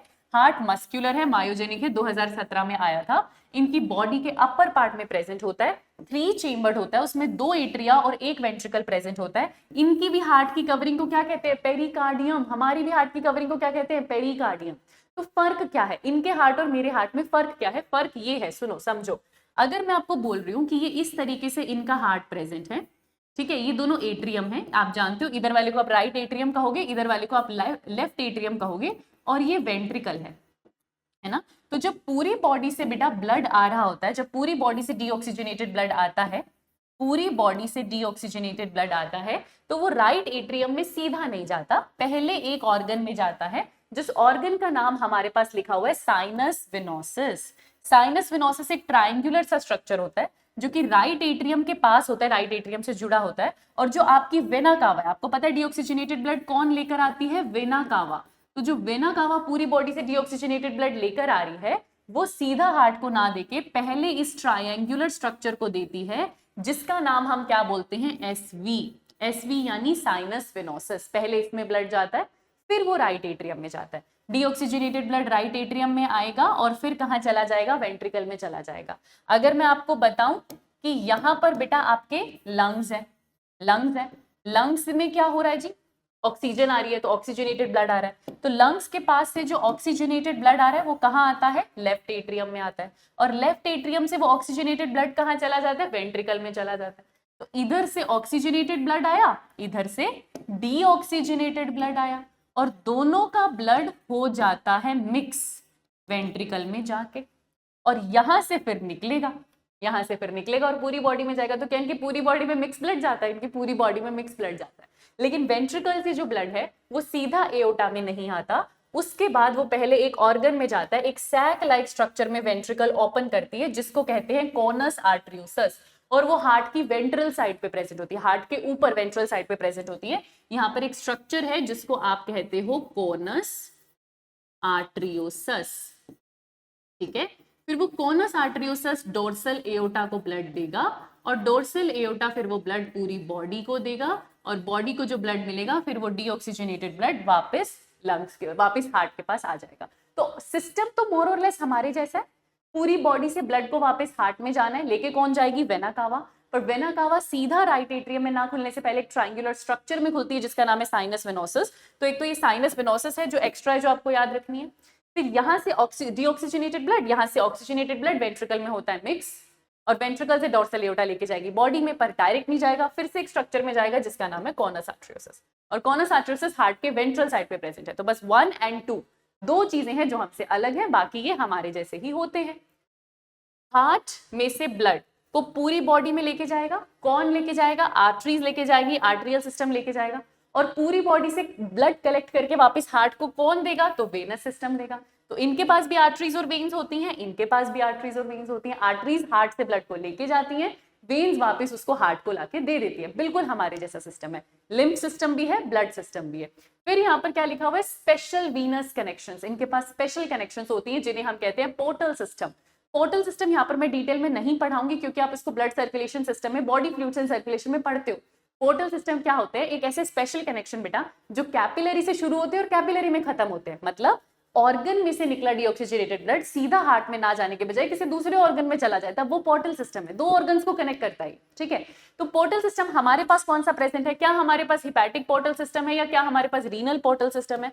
तो इन दोनों में से एक पोर्टल सिस्टम हमारे पास प्रेजेंट होता है, which is hepatic portal system, जिसमें हमारे इंटेस्टाइन और लिवर के बीच में कनेक्शन है। तभी तो इंटेस्टाइन से लिवर में बहुत से सब्सटेंसेस जाते हैं और डिटॉक्सिफाई होते हैं, है ना, डिफरेंट सब्सटेंसेस में कन्वर्ट होते हैं, डिटॉक्सिफाई होते हैं। तो इंटेस्टाइन और लिवर का connection is by hepatic portal system. अगर ये कनेक्शन आपको किडनी और लोअर बॉडी पार्ट्स में मिले, लोअर बॉडी पार्ट्स का किडनी से कनेक्शन मिले, इसे रीनल पोर्टल सिस्टम कहते हैं। इंसानों में या ह्यूमंस में हिपैटिक पोर्टल सिस्टम होता है, पर हम ह्यूमंस में रीनल पोर्टल सिस्टम नहीं होता। एक है, दूसरा नहीं है। फ्रॉग के पास दोनों है। कनेक्शन याद रखना, ये लिवर और इंटेस्टाइन के बीच में, किडनी और लोअर बॉडी पार्ट्स के बीच में। इनका ब्लड देख लो जरा, इनका ब्लड भी दो चीजों का मिलकर बना हुआ है, प्लाज्मा है और ब्लड सेल्स है। अगर ब्लड सेल्स की मैं बात करूंगी तो इनमें आरबीसी भी मिलेगा जिन्हें एरिथ्रोसाइट कहते हैं, इनमें डब्ल्यूबीसी भी मिलेगा जिसे ल्यूकोसाइट कहते हैं, और ब्लड प्लेटलेट्स भी मिलेंगे। फर्क क्या होगा? हमारी आरबीसी में न्यूक्लियस नहीं है, वो फीचर सिर्फ मैमल्स का है। तो इनके पास आरबीसी है तो उसमें न्यूक्लियस भी प्रेजेंट है और उसमें हीमोग्लोबिन भी प्रेजेंट है। इनका लिम्फ भी हमारी तरह है, उसमें कुछ प्रोटीन्स नहीं होते और मेजरली आरबीसीज नहीं होते, कुछ कुछ डब्ल्यूबीसी होते हैं, पर आरबीसी और सर्टेन प्रोटीन्स उसके अंदर प्रेजेंट नहीं होते। ब्लड का काम क्या है? न्यूट्रिएंट, गैसेस और वाटर को सर्कुलेशन के थ्रू लेके जाना। सर्कुलेशन क्यों हो पा रही है? क्योंकि हार्ट का पंपिंग एक्शन है। तो हार्ट का पंपिंग एक्शन है, उसकी वजह से सर्कुलेशन हो पा रही है। ये सारी बेसिक चीजें हैं जो हमको पता है। इसके साथ हमने सर्कुलेटरी सिस्टम भी कर लिया। चलो इसको 3D में भी देख लेते हैं। चलो देख लें इसको 3D में भी एक बार। आओ, मैंने सेम इसी के अंदर ऐड कर दिया बेटा अगेन, ताकि आपको एक अच्छा सा व्यू मिले। ये है आपका, अरे अरे अरे क्या हो रहा है भाई? आओ, हाँ जी जी, ओके। तो ये है आपके मिस्टर फ्रॉग। फ्रॉग को आप इतनी देर से देख ही रहे थे। अरे थोड़ा ऊपर लाना चाह रहे हैं हम इसको।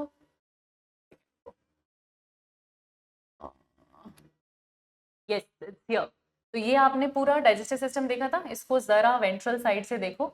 ये जो आपको दिख रहा है ना, ये आपका हार्ट है बेटा। ये वेंट्रिकल, ये राइट एट्रियम, ये लेफ्ट एट्रियम। तो 3 चेम्बर्ड आपको हार्ट यहाँ पे दिखाई दे रहा है। ये जो ऊपर दोनों देख रहे हो, ये लंग्स है। ये तो लंग्स है। ये नीचे क्या है? लिवर है। ये क्या है? लिवर है। ये लंग्स है। ये बीच में हार्ट है। इसका वेंट्रिकल, ये राइट एट्रियम और ये लेफ्ट एट्रियम। बाकी अगर मैं ब्लड वेसल्स वगैरह शो करूंगी तो ये बहुत ज्यादा भर जाएगा। मैं आपको दिखा सकती हूँ ऐसे पूरी आर्टरीज, वेन्स प्रॉपर प्रेजेंट है, एओर्टा है, वेना कावा है, बिल्कुल सेम है। मस्कुलर हार्ट है, पंपिंग है, ऑटो एक्साइटेबल है, मायोजेनिक है, आपको याद रखना है, ठीक है। तो इतना कंफ्यूजन ना हो तो इसको हटा देते हैं और हम वापस चलते हैं हमारे फ्रॉग पे, है ना। तो यहाँ पर हमने सर्कुलेटरी सिस्टम कर लिया, बाकी बिल्कुल हमारे जैसा है। बस एक याद रखना, हमारे पास रीनल पोर्टल सिस्टम नहीं होता, इनके पास है। हमारे पास ये साइनस वेनोसस और ये conus arteriosus. Sinus venosus right atrium से पहले, कोनस आर्टरियोसस वेंट्रिकल के बाद। ये हमारे पास नहीं है, ये इनके पास है। हमारा हार्ट 4 चेम्बर्ड है, इनका 3 चेम्बर्ड है। अगर कंपेयर करके पढ़ोगे तो याद करना हमेशा आसान होगा। ब्लड हमारे जैसे, बस इनका आरबीसी न्यूक्लिएटेड है, हमारे पास ई न्यूक्लिएटेड है। अगला सिस्टम हमारे पास आता है एक्सक्रीटरी सिस्टम। तो एक्सक्रीटरी सिस्टम के लिए आपको क्या मिलने वाली है? किडनी। और वो किडनी कैसी होती है? मीजोनेफ्रिक। ये प्रोनेफ्रिक, मीजोनेफ्रिक, मेटानेफ्रिक मैं आपको एनिमल किंगडम में पढ़ाती हूँ, पर मैं यहाँ पर आपको रिवाइज करवा देती हूँ कि इनके पास भी किडनीज प्रेजेंट है। और किडनीज कैसी हैं? मीजोनेफ्रिक किडनीज प्रेजेंट हैं। तो आपके पास इनके एक्सक्रीटरी सिस्टम में क्या है? 1 पेयर किडनी। देखना दोनों किडनी में क्या बनेगा? यूरिन। एक्सक्रीटरी सिस्टम में किडनी से कौन निकलती है? यूरेटर। तो इनके पास यूरेटर है। और यूरेटर किस में ओपन करती है? क्लोएका में। इनके पास ब्लैडर भी है यूरिन को स्टोर करने के लिए, पर वो अलग है। आप देखना अब इसको स्ट्रक्चर के अंदर भी ब्लैडर अलग है और यूरेटर किस में ओपन कर रहा है, क्लोएका में ओपन कर रहा है। किडनी कहाँ है, वेंट्रली या डोर्सली, तो डोर्सली, ये पोस्टीरियर साइड पे प्रेजेंट होती है, ठीक है, on both sides of vertebral column. अगर ये आपकी रीढ़ की हड्डी आपका वर्टिब्रल कॉलम है तो दोनों तरफ यहाँ पर किडनी प्रेजेंट होती है, हमारी भी इनकी भी। किडनी कैसी है, कंपैक्ट है, डार्क है, रेड कलर की है, बीन शेप्ड है। लंग्स कैसे थे, पिंक कलर के थे, लाइट पिंक कलर के सैक लाइक थे। किडनी कैसी है, डार्क रेड है, बीन शेप है, बीन शेप होती है, पोस्टीरियर साइड पे प्रेजेंट है।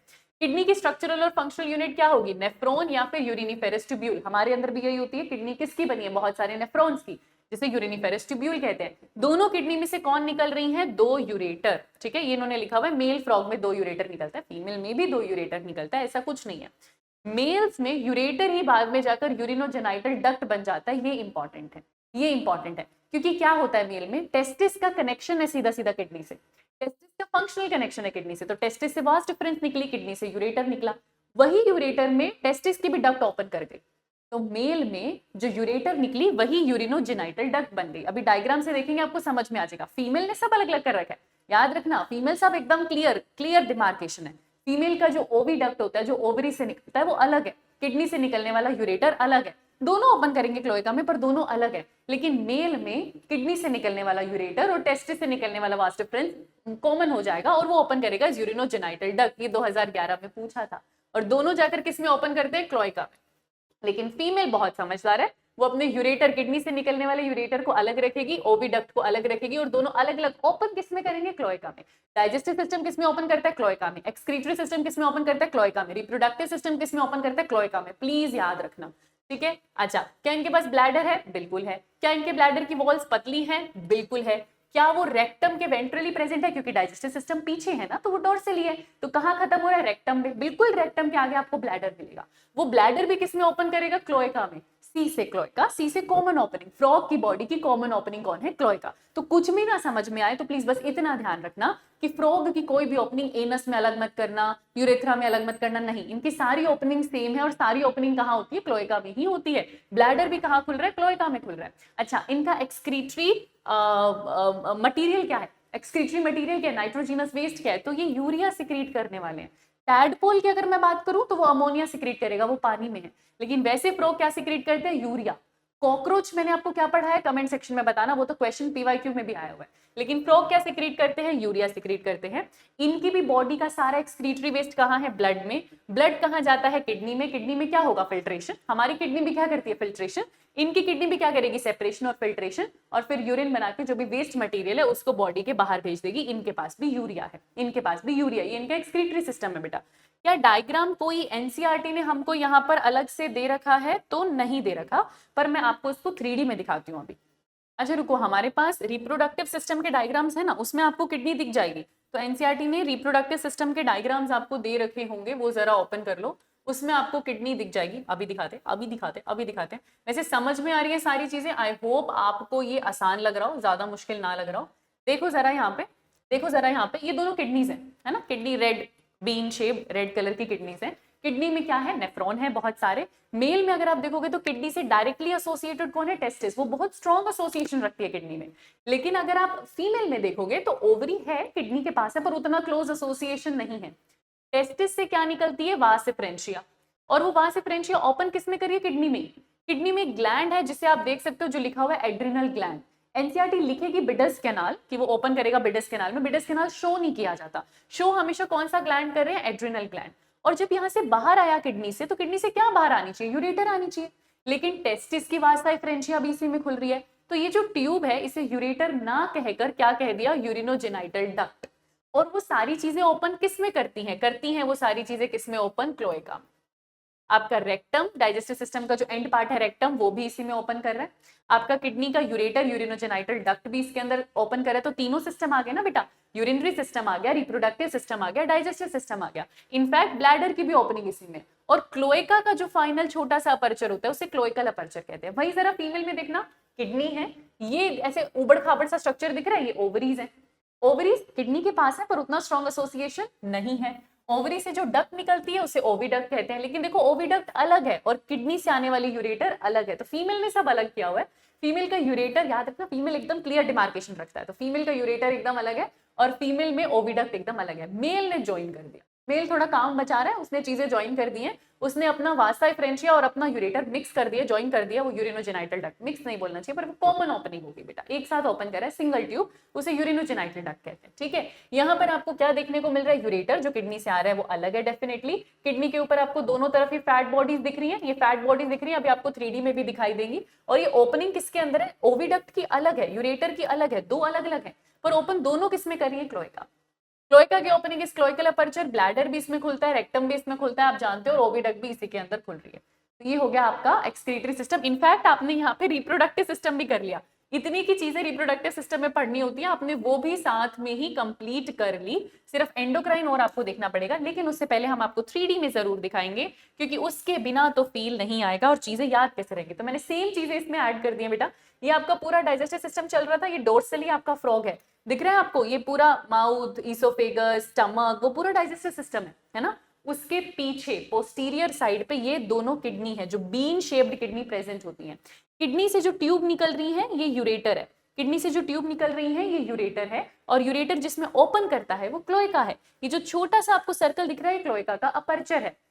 ठीक है, ये क्या है, ब्लैडर है। देखो ब्लैडर एकदम अलग है, किडनी से एकदम अलग है, यूरिन स्टोर करेगा, तो ब्लैडर की भी ओपनिंग क्लोएका में है, यूरेटर की भी ओपनिंग क्लोएका में है। ये क्या, ये तो आपकी लार्ज इंटेस्टाइन है। और अभी आपने पढ़ा था कि ब्लैडर कहां पर होता है, रेक्टम के डोर्सल साइड पे प्रेजेंट होता है ना, रेक्टम के डोर्सल साइड पे प्रेजेंट होता है, वो भी आपको पता है। अच्छा, थोड़ा सा इसको ऐसे ऐसे थोड़ा सा साइड कर रही हूं मैं, ये आपको पतली सी ऑरेंज कलर की लाइन दिख रही है, ये थोड़ा जूम इन कर देते हैं, है ना, थोड़ा सा, इतना नहीं क्या आपको किडनी की ये पतली सी ऑरेंज कलर की लाइन दिख रही है, ये आपकी एड्रिनल कैनाल है, ये आपकी एड्रिनल कैनाल है, एड्रिनल ग्लैंड है, सॉरी, जो दिखा रखा था।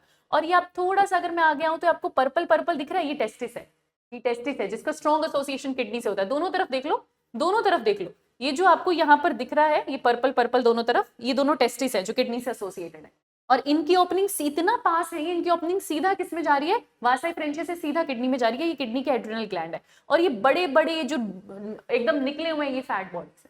एनसीईआरटी के डायग्राम में तो छोटी दिखा रखी है, ये इतनी बड़ी होती है ऐसे फैट बॉडी। देखो आपको सारे सिस्टम इसमें मिक्स दिख रहे हैं, ये डाइजेस्टिव सिस्टम भी जा रहा है, आगे से देखोगे तो आपको लंग्स भी दिख रहे हैं, लिवर भी दिख रहा है, हार्ट मैंने यहाँ से हटा दिया था पर यहीं पर हार्ट प्रेजेंट है। और ये आपको पूरा का पूरा इसका अब तो एक्सक्रीटरी सिस्टम भी दिख रहा है, दोनों किडनीज और यूरेटर, छोटा सा ही एक्सक्रीटरी सिस्टम होता है, पर आपने वो भी कंप्लीट कर लिया।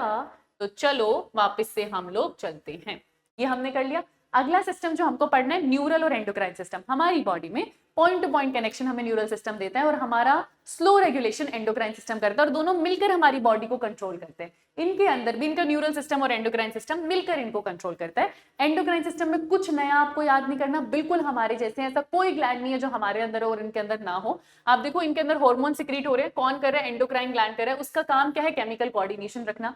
हमारे पास पिट्यूटरी ग्लैंड है, इनके पास है, हमारे पास थायराइड है, इनके पास है, थायराइड के पीछे पैराथायराइड है, इनके पास है, हार्ट के ऊपर थाइमस है, इनके पास है, पीनियल बॉडी है मेलेटोनिन सिक्रीट करने वाली, इनके पास है, पैनक्रिएटिक आइलेट्स ऑफ लैंगरहंस जो कि इंसुलिन ग्लूकागॉन वगैरह सिक्रीट करते हैं, इनके पास है, एड्रिनल ग्लैंड तो आपने देखा ही, गोनाड्स हार्मोन्स बनाने के लिए इनके पास है। सारे एंडोक्राइन ग्लैंड जो हम में है वो इनमें है, इतना ही याद करना था। फिर आ जाओ नर्वस सिस्टम पे। नर्वस सिस्टम भी आपका और हमारा, मतलब हमारा और इनका सेम है, फ्रॉग जैसा ही है। हमारे नर्वस सिस्टम में क्या था, एक सेंट्रल नर्वस सिस्टम, एक पेरिफेरल नर्वस सिस्टम, एक ऑटोनॉमिक नर्वस सिस्टम, एकदम सेम।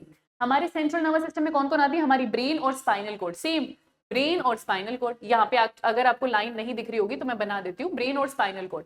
पेरिफेरल नर्वस सिस्टम में सारी नर्व फाइबर्स आती हैं, ब्रेन से निकलने वाली क्रेनियल नर्व्स और स्पाइनल कोड से निकलने वाली स्पाइनल नर्व्स, वो पेरिफेरल नर्वस सिस्टम में आती हैं। हमारे पास कितनी क्रेनियल नर्व होती है, 12 पेयर, 12 पेयर्स। इनके पास कितनी क्रेनियल नर्व होती है, 10 पेयर्स, इसीलिए इसको बोल्ड किया ताकि आप ये याद रख सको। पर नर्व्स किस में आती है, पेरिफेरल नर्वस सिस्टम में। फिर हमारे पास ऑटोनॉमिक नर्वस सिस्टम है जो कि विसरल ऑर्गन्स के पास जा रहा है, उन ऑर्गन्स को कंट्रोल कर रहा है जो इनवॉलेंट्री एक्शन देते हैं, जो हमारे कंट्रोल में नहीं है। तो यहाँ पर आप देख सकते हो सिंपैथेटिक नर्वस सिस्टम और पैरासिम्पैथेटिक नर्वस सिस्टम। सिंपैथेटिक वो जो फ्लाइट और फाइट के टाइम काम आएगा, और पैरासिम्पैथेटिक वो जो उसके बाद रिलैक्स करने का काम करेगा।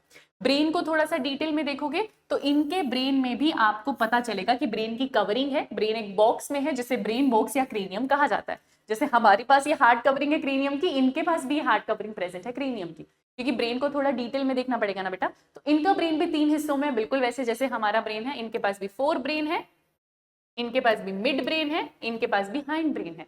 फोर ब्रेन में आपको क्या क्या देखने को मिल रहा है? तो फोर ब्रेन में आपको तीन चीजें यहाँ पर देखने को मिल रही है। एक तो सेरिब्रल हेमिस्फीयर, सबसे इंपॉर्टेंट चीज, एक ये वाला सेरिब्रल और right cerebral hemisphere, left cerebral hemisphere pair में प्रेजेंट है, ठीक है। यही आपको क्या देखने को मिल जाएंगे? ऑल्फैक्टरी लोब्स और एक डायनसिफिलन। ये हमारे अंदर भी होता है ना, अनपेयर्ड डायनसिफिलन इनके पास प्रेजेंट है, जिसमें थैलेमस, हाइपोथैलेमस, एपिथैलेमस आप सब पढ़ते हो। तो पेयर्ड सेरिब्रल हेमिस्फीयर है, ऑल्फैक्टरी लोब है और अनपेयर्ड डायनसिफिलन है, ये तीनों चीजें इसके फोर ब्रेन में। मिड ब्रेन में क्या आ रहा है जी? तो मिड ब्रेन में आपको बस एक चीज याद रखनी है, one pair optic lobes, one pair optic lobes इसके मिड ब्रेन में प्रेजेंट है। हाइंड ब्रेन में हमारे पास हाइंड ब्रेन में क्या क्या है? पॉन्स है, मेडुला ऑब्लोंगेटा है, सेरिबेलम है। इनके पास भी सेरिबेलम है, इनके पास भी सेरिबेलम है, इनके पास भी मेडुला ऑब्लोंगेटा है, बस पोन्स आपको याद नहीं करना, पर ये दोनों चीजें इनके हाइंड ब्रेन में प्रेजेंट हैं। मेडुला ऑब्लोंगेटा फिर यहाँ पर होता है, आपको पता है ब्रेन स्टेम का हिस्सा बनाता है, क्योंकि सेरिबेलम तो इधर आ जाएगा, इधर पोन्स है, इधर मेडुला ऑब्लोंगेटा, और फिर वो स्पाइनल कॉर्ड के अंदर एंट्री लेता है ना। तो सेरिबेलम अलग है, medulla oblongata. Medulla oblongata passes out through the foramen magnum and continues into spinal cord। तो इनका मेडुला ऑब्लोंगेटा भी किस में कंटिन्यू कर रहा है? स्पाइनल कॉर्ड में। लेकिन देयर इज एन ओपनिंग जिसके थ्रू वो कंटिन्यू कर रहा है ब्रेन की, मतलब there is a circular opening, उसको हम बोलते हैं foramen magnum, which is enclosed in vertebral column. जो पूरी यहाँ पे स्पाइनल कॉर्ड चलेगी उसको किसने कवर करा हुआ है? रीढ़ की हड्डियों ने। जैसे हमारे पास वर्टिब्रल कॉलम है, इनके पास भी वर्टिब्रल कॉलम है। 2 मिनट के टॉपिक है, एक एक सिस्टम 2 मिनट का।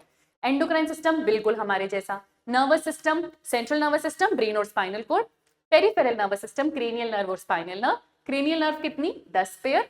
Autonomic nervous system, sympathetic, parasympathetic. Brain के पास ब्रेन बॉक्स है, हाँ, क्रेनियम है, हाँ। कितने तरीके, कितना टाइप्स है ब्रेन में? Fore brain, mid brain, hind brain, 3 division आपने कर रखा है। फोर ब्रेन में क्या क्या आ रहा है? सेरिब्रल हेमिस्फीयर, एक अनपेयर्ड डायनसिफिलन और ऑल्फैक्टरी के लोब्स। ऑप्टिक लोब्स कहाँ आते हैं? मिड ब्रेन में, हम पढ़ते हैं, सिमिलर टू अस है। और हाइंड ब्रेन के अंदर क्या है? एक सेरिबेलम और एक मेडुला ऑब्लोंगेटा।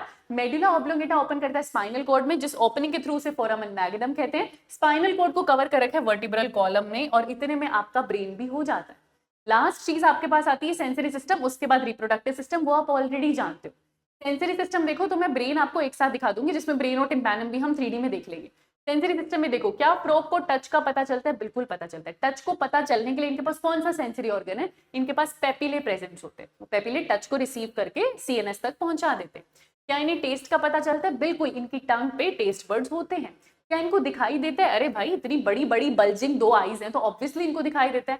आईज है इनके पास 1 पेयर, जो इनका स्फेरिकल स्ट्रक्चर है, इनके स्कल में प्रेजेंट है। इनके पास कॉकरोच की तरह कंपाउंड आईज नहीं होती, सिंपल आईज होती है 1 यूनिट वाली, पर इन्हें दिखाई देता है। क्या ये सूंघ सकते हैं? क्या इनको स्मेल आती है? बिल्कुल, 2 नोस्ट्रिल है ना, नोस्ट्रिल के नेजल एपिथेलियम पे है रिसेप्टर जो कि इनको स्मेल को परसीव करने में मदद करते हैं, तो इनके पास नेजल एपिथेलियम है। क्या इन्हें सुनाई देता है? बिल्कुल सुनाई देता है। लेकिन क्या इनके पास हमारी तरह एक्सटर्नल ईयर है? नहीं, इनके पास मिडल ईयर है, टिम्पैनम है। टिम्पैनम के अंदर जाओगे तो इंटरनल ईयर्स भी आपको मिलेंगे। एक्सटर्नल ईयर इनके पास एब्सेंट होते हैं, सिर्फ आपको अगर कुछ बाहर से दिखाई देगा तो टिम्पैनम दिखाई देगा। इनका ईयर भी सिर्फ हियरिंग में मदद नहीं करता, बैलेंसिंग में भी मदद करता है। ईयर हम जानते हैं क्योंकि आप इंटरनल ईयर कॉक्लिया की तरफ आते हो, तो जो उसका फ्लूइड है वो बैलेंस बनाने के लिए भी बहुत इंपॉर्टेंट है। तो ये हियरिंग के साथ साथ बैलेंसिंग या इक्विलिब्रियम में भी काम करता है। Out of these eyes and internal years, इनके अंदर काफी वेल ऑर्गेनाइज स्ट्रक्चर्स हैं, और बाकी सब में सिर्फ सेल्यूलर एग्रीगेशंस मिलेंगे अराउंड नर्व एंडिंग्स। मतलब इतना वेल डेवलप नर्वस सिस्टम नहीं हुआ है, यहाँ तक नर्व एंडिंग पहुंचती है, पर उसके बाद सिर्फ सेल्यूलर ऑर्गेनल्स, मतलब सिर्फ कुछ सेल्यूलर एग्रीगेशंस है, सॉरी। जो वेल डेवलप्ड इनके पास कनेक्शन मिलेगा ना आपको, वो आईज परसीव, आई का परसीव करने का पावर इनका बहुत अच्छा है, और दूसरा इनके इंटरनल ईयर्स। तो हियरिंग, बैलेंस और आईज अच्छा है, बाकी सब में सिर्फ सेल्यूलर एग्रीगेट देखने को मिलेगा। मतलब बाकी सेंसरी सिस्टम उतने वेल डेवलप नहीं है, तो इट्स ओके, इट्स फाइन, है ना। बहुत सिंपली हमने कर लिया। तो क्या ये देख सकते हैं? बिल्कुल। क्या ये सूंघ सकते हैं? बिल्कुल। क्या ये टेस्ट कर सकते हैं? क्या इन्हें टच महसूस होता है? बिल्कुल। ये सारे सेंसरी ऑर्गन्स इनके पास प्रेजेंट है। लास्ट में अगर मैं रिप्रोडक्टिव सिस्टम की बात करूं, तो मेल को फीमेल से अलग करना है मॉर्फोलॉजी से, तो कैसे करोगे?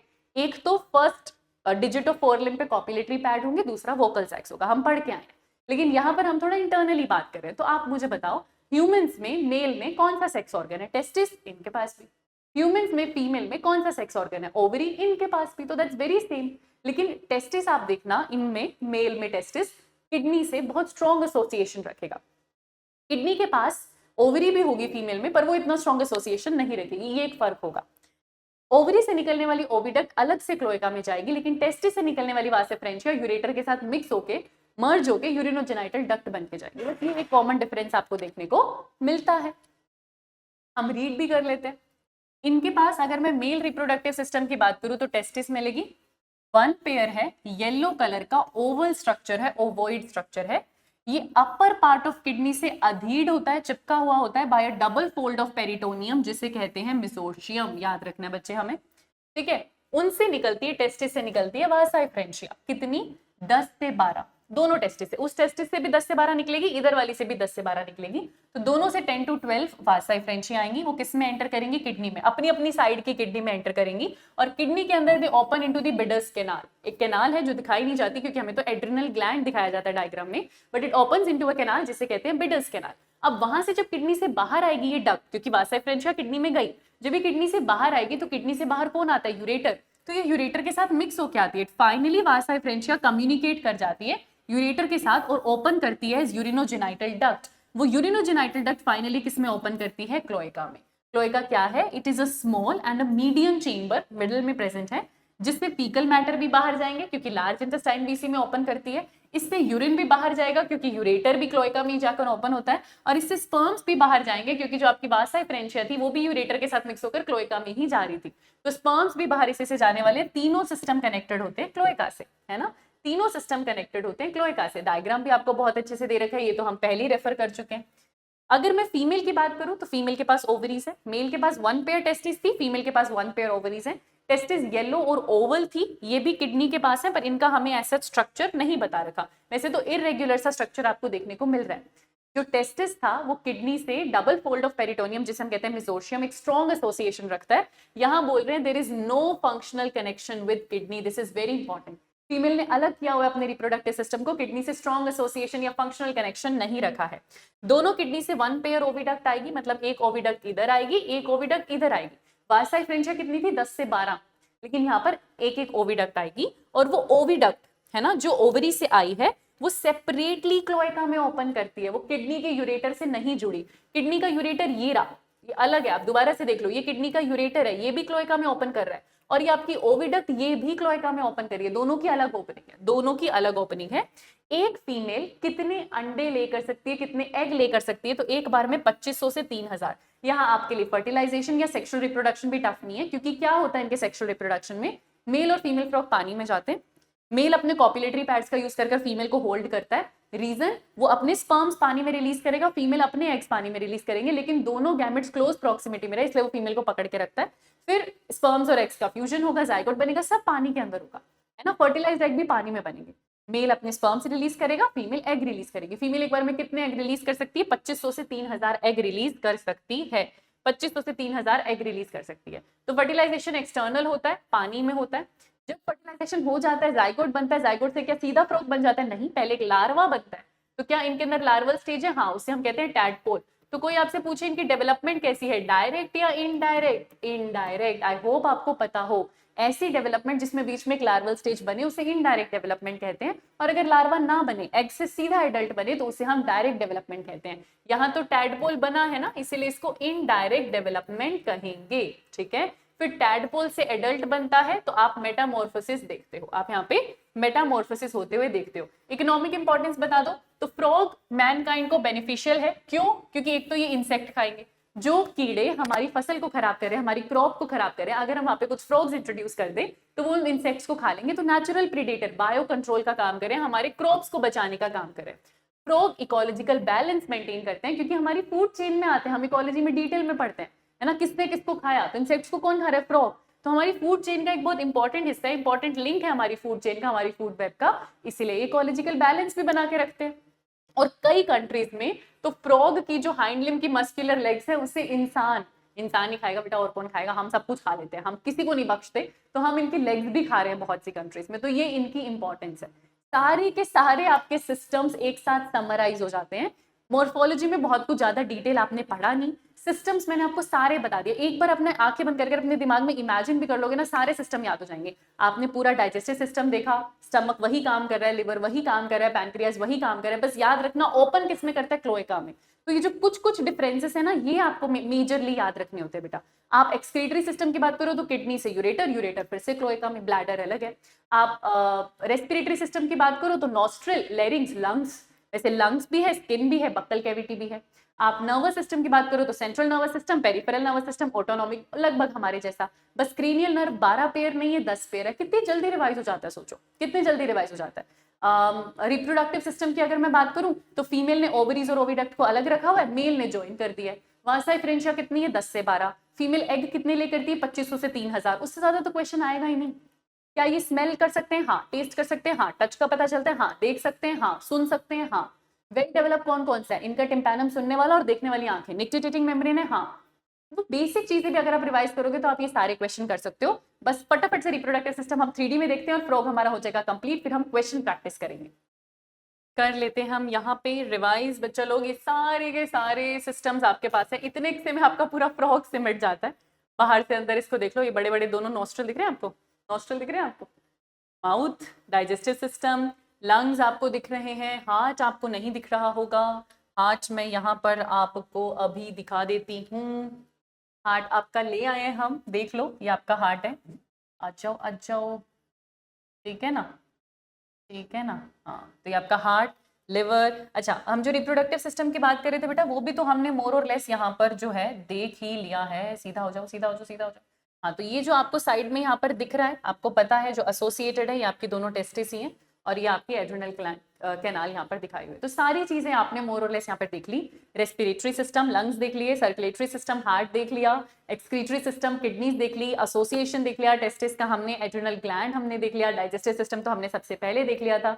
तो पूरा आपका यहाँ पे जो है फ्रॉग इन 3D हो जाता है कंप्लीट। और सारी जो चीजें हमें याद रखनी थी इंसानों जैसे, ये कुछ कुछ एक्स्ट्रा चीजें, जैसे साइनस वेनोसस कॉनस आर्टरियोसस याद रखना, 4 चेम्बर्ड नहीं है 3 चेम्बर्ड है याद रखना, क्रेनियल नर्व 12 पेयर नहीं होती 10 पेयर होती हैं याद रखना, है ना। पोन्स नहीं है लेकिन मेडुला ऑब्लोंगेटा और सेरिबेलम प्रेजेंट है याद रखना। तो जो कुछ कुछ एक्स्ट्रा इनके अंदर है वो याद रखना। सबसे इंपॉर्टेंट याद रखना क्लोएका, क्योंकि क्लोएका पे क्वेश्चन आ चुका है और आ भी सकता है। इतना छोटा सा प्यारा सा हमारा फ्रॉग है, 1 घंटे में ये खत्म हो जाता है। फटाफट से हम क्वेश्चन प्रैक्टिस करते हैं। ये सबसे पहले तो मैं आपके लिए लेकर आई हूँ पीवाईक्यू, इसको वापस से हम मोड में लेके चलते हैं। ये हम लेकर आए आपके लिए पीवाईक्यू जो 2017 में आया था। देखो पीवाईक्यू बहुत सारे हैं पर मैं रेलेवेंट वाले लेकर आई हूँ, क्योंकि पहले बहुत आउट ऑफ एनसीईआरटी आता था, अब नहीं आएगा, आई गारंटी यू अब नहीं आएगा, है ना। तो 2017 में देखो क्वेश्चन आया था, स्पर्म के पैसेज आपको बताना था, किसमें, फ्रॉग में। तो फ्रॉग में स्पर्म बनेगा कहाँ, टेस्टिस में। अच्छा एक और चीज, फैट बॉडीज का फंक्शन कहीं पर भी यहाँ पर नहीं लिखा हुआ फ्रॉग में। फैट बॉडीज ये नाम कॉकरोच में भी आता है, फैट बॉडीज कॉकरोच में भी आता है। और अगर आपने कॉकरोच पढ़ा है तो आप मुझे कमेंट सेक्शन में बताओगे कि कॉकरोच में फैट बॉडीज क्या करती है, एकदम अलग काम करती है।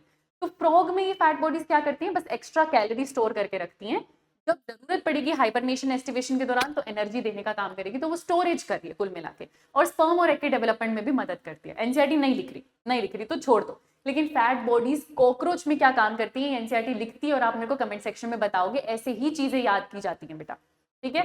चलो बैक टू क्वेश्चन। तो स्पर्म कौन बनाएगा, टेस्टिस। टेस्टिस से क्या आएगी, सबसे पहले वासा फ्रेंचिया, आपको पता है 10 से 12 वासा फ्रेंचिया आती है, सीधा बिडर्स कैनाल तो नहीं आती, एक ऑप्शन तो हट गया। वासा फ्रेंचिया फिर किस में ओपन करती है, किडनी में, और किडनी में किसमें जाती है, बिडस कैनाल में। तो यहाँ पर भी इन्होंने किडनी लिखा है, यहाँ पर भी किडनी लिखा है, यहाँ पर बिडस कैनाल लिखा है। तो पहले किडनी लिखना ज्यादा बेटर है, पहले किडनी लिखना ज्यादा बेटर है, उसमें बिडस कैनाल आएगा। सेमिनल वेसिकल फ्रॉग में नहीं है, हमने पढ़ा नहीं है, एक और ऑप्शन हट जाता है। तो ठीक है, किडनी, किडनी के बाद बिडस कैनाल लिखा है, यहाँ इन्होंने सीधा बिडस कैनाल लिख दिया।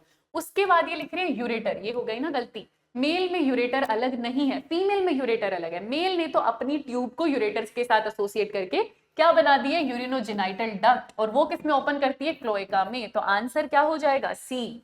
आंसर क्या हो जाएगा, सी। इतना सिंपल क्वेश्चन था। 2017 में ही एक और क्वेश्चन आया था कि अगर मैं फ्रॉग का जो दिल है, जो उसका हार्ट है, वो उसकी बॉडी से बाहर निकाल दूं तब भी वो बीट करता रहता है, क्योंकि हमारे जैसा हार्ट है, मायोजेनिक, ऑटो एक्साइटेबल, मस्कुलर है, मूवमेंट कर रहा है, और ऑटो एक्साइटेबल है, उसको कनेक्शन नहीं चाहिए, खुद से कर लेगा, इसीलिए वो बॉडी के बाहर निकलने के बाद भी धड़कता रहता है। उसमें पोइकिलोथर्मस या कोरोनरी सर्कुलेशन का कुछ लेना देना नहीं है। तो आंसर क्या हो जाएगा, सी। एक तो वो मायोजेनिक है, मस्कुलर है इसलिए पंप कर रहा है, और वो ऑटो एक्साइटेबल है इसलिए पंप कर रहा है। तो आंसर क्या हो जाएगा बेटा, सी। अगला क्वेश्चन देखते हैं, चलिए। कंपेयर टू दोज, ये 2012 में आया था। Compare to those of humans the erythrocyte in frogs are, तो क्या इनके पास एरिथ्रोसाइट है? यस, बिल्कुल हमारी तरह आरबीसी है, पर इनका आरबीसी न्यूक्लिएटेड है, हमारा वाला विदाउट न्यूक्लियस होता है, इनके वाले में न्यूक्लियस होता है, इनके वाले में न्यूक्लियस होता है, और हीमोग्लोबिन भी होता है, विदाउट हीमोग्लोबिन नहीं है, विद हीमोग्लोबिन है, आंसर हो जाएगा बी। इतना सिंपल क्वेश्चन, और इतने सिंपल क्वेश्चन ही आते हैं। अब मैं कुछ एक्स्ट्रा क्वेश्चंस भी लाई हूं जो आप खुद से प्रैक्टिस कर सके, ताकि आपका फ्रॉग पूरा यहाँ पर कंप्लीट हो जाए। देखो जरा, identify A B C and D in the given figure of male reproductive system. तो ये ए जो है ये क्या बता रखा है, ये आपको पता है येलो ओवॉइड टेस्टिस है, बी टेस्टिस है, और टेस्टिस से जो निकल रही है वो वासा इफ्रेंशिया है। तो ए आपके पास क्या है? वासा इफ्रेंशिया। बी आपके पास क्या है? टेस्टिस। सी आपके पास क्या दिखा रखा है डायग्राम में? Adrenal gland. ये डी आपके पास क्या है? Fat bodies. और ई आपके पास क्या है? Of course kidney. तो आंसर क्या हो जाएगा? सी। आंसर क्या हो जाएगा?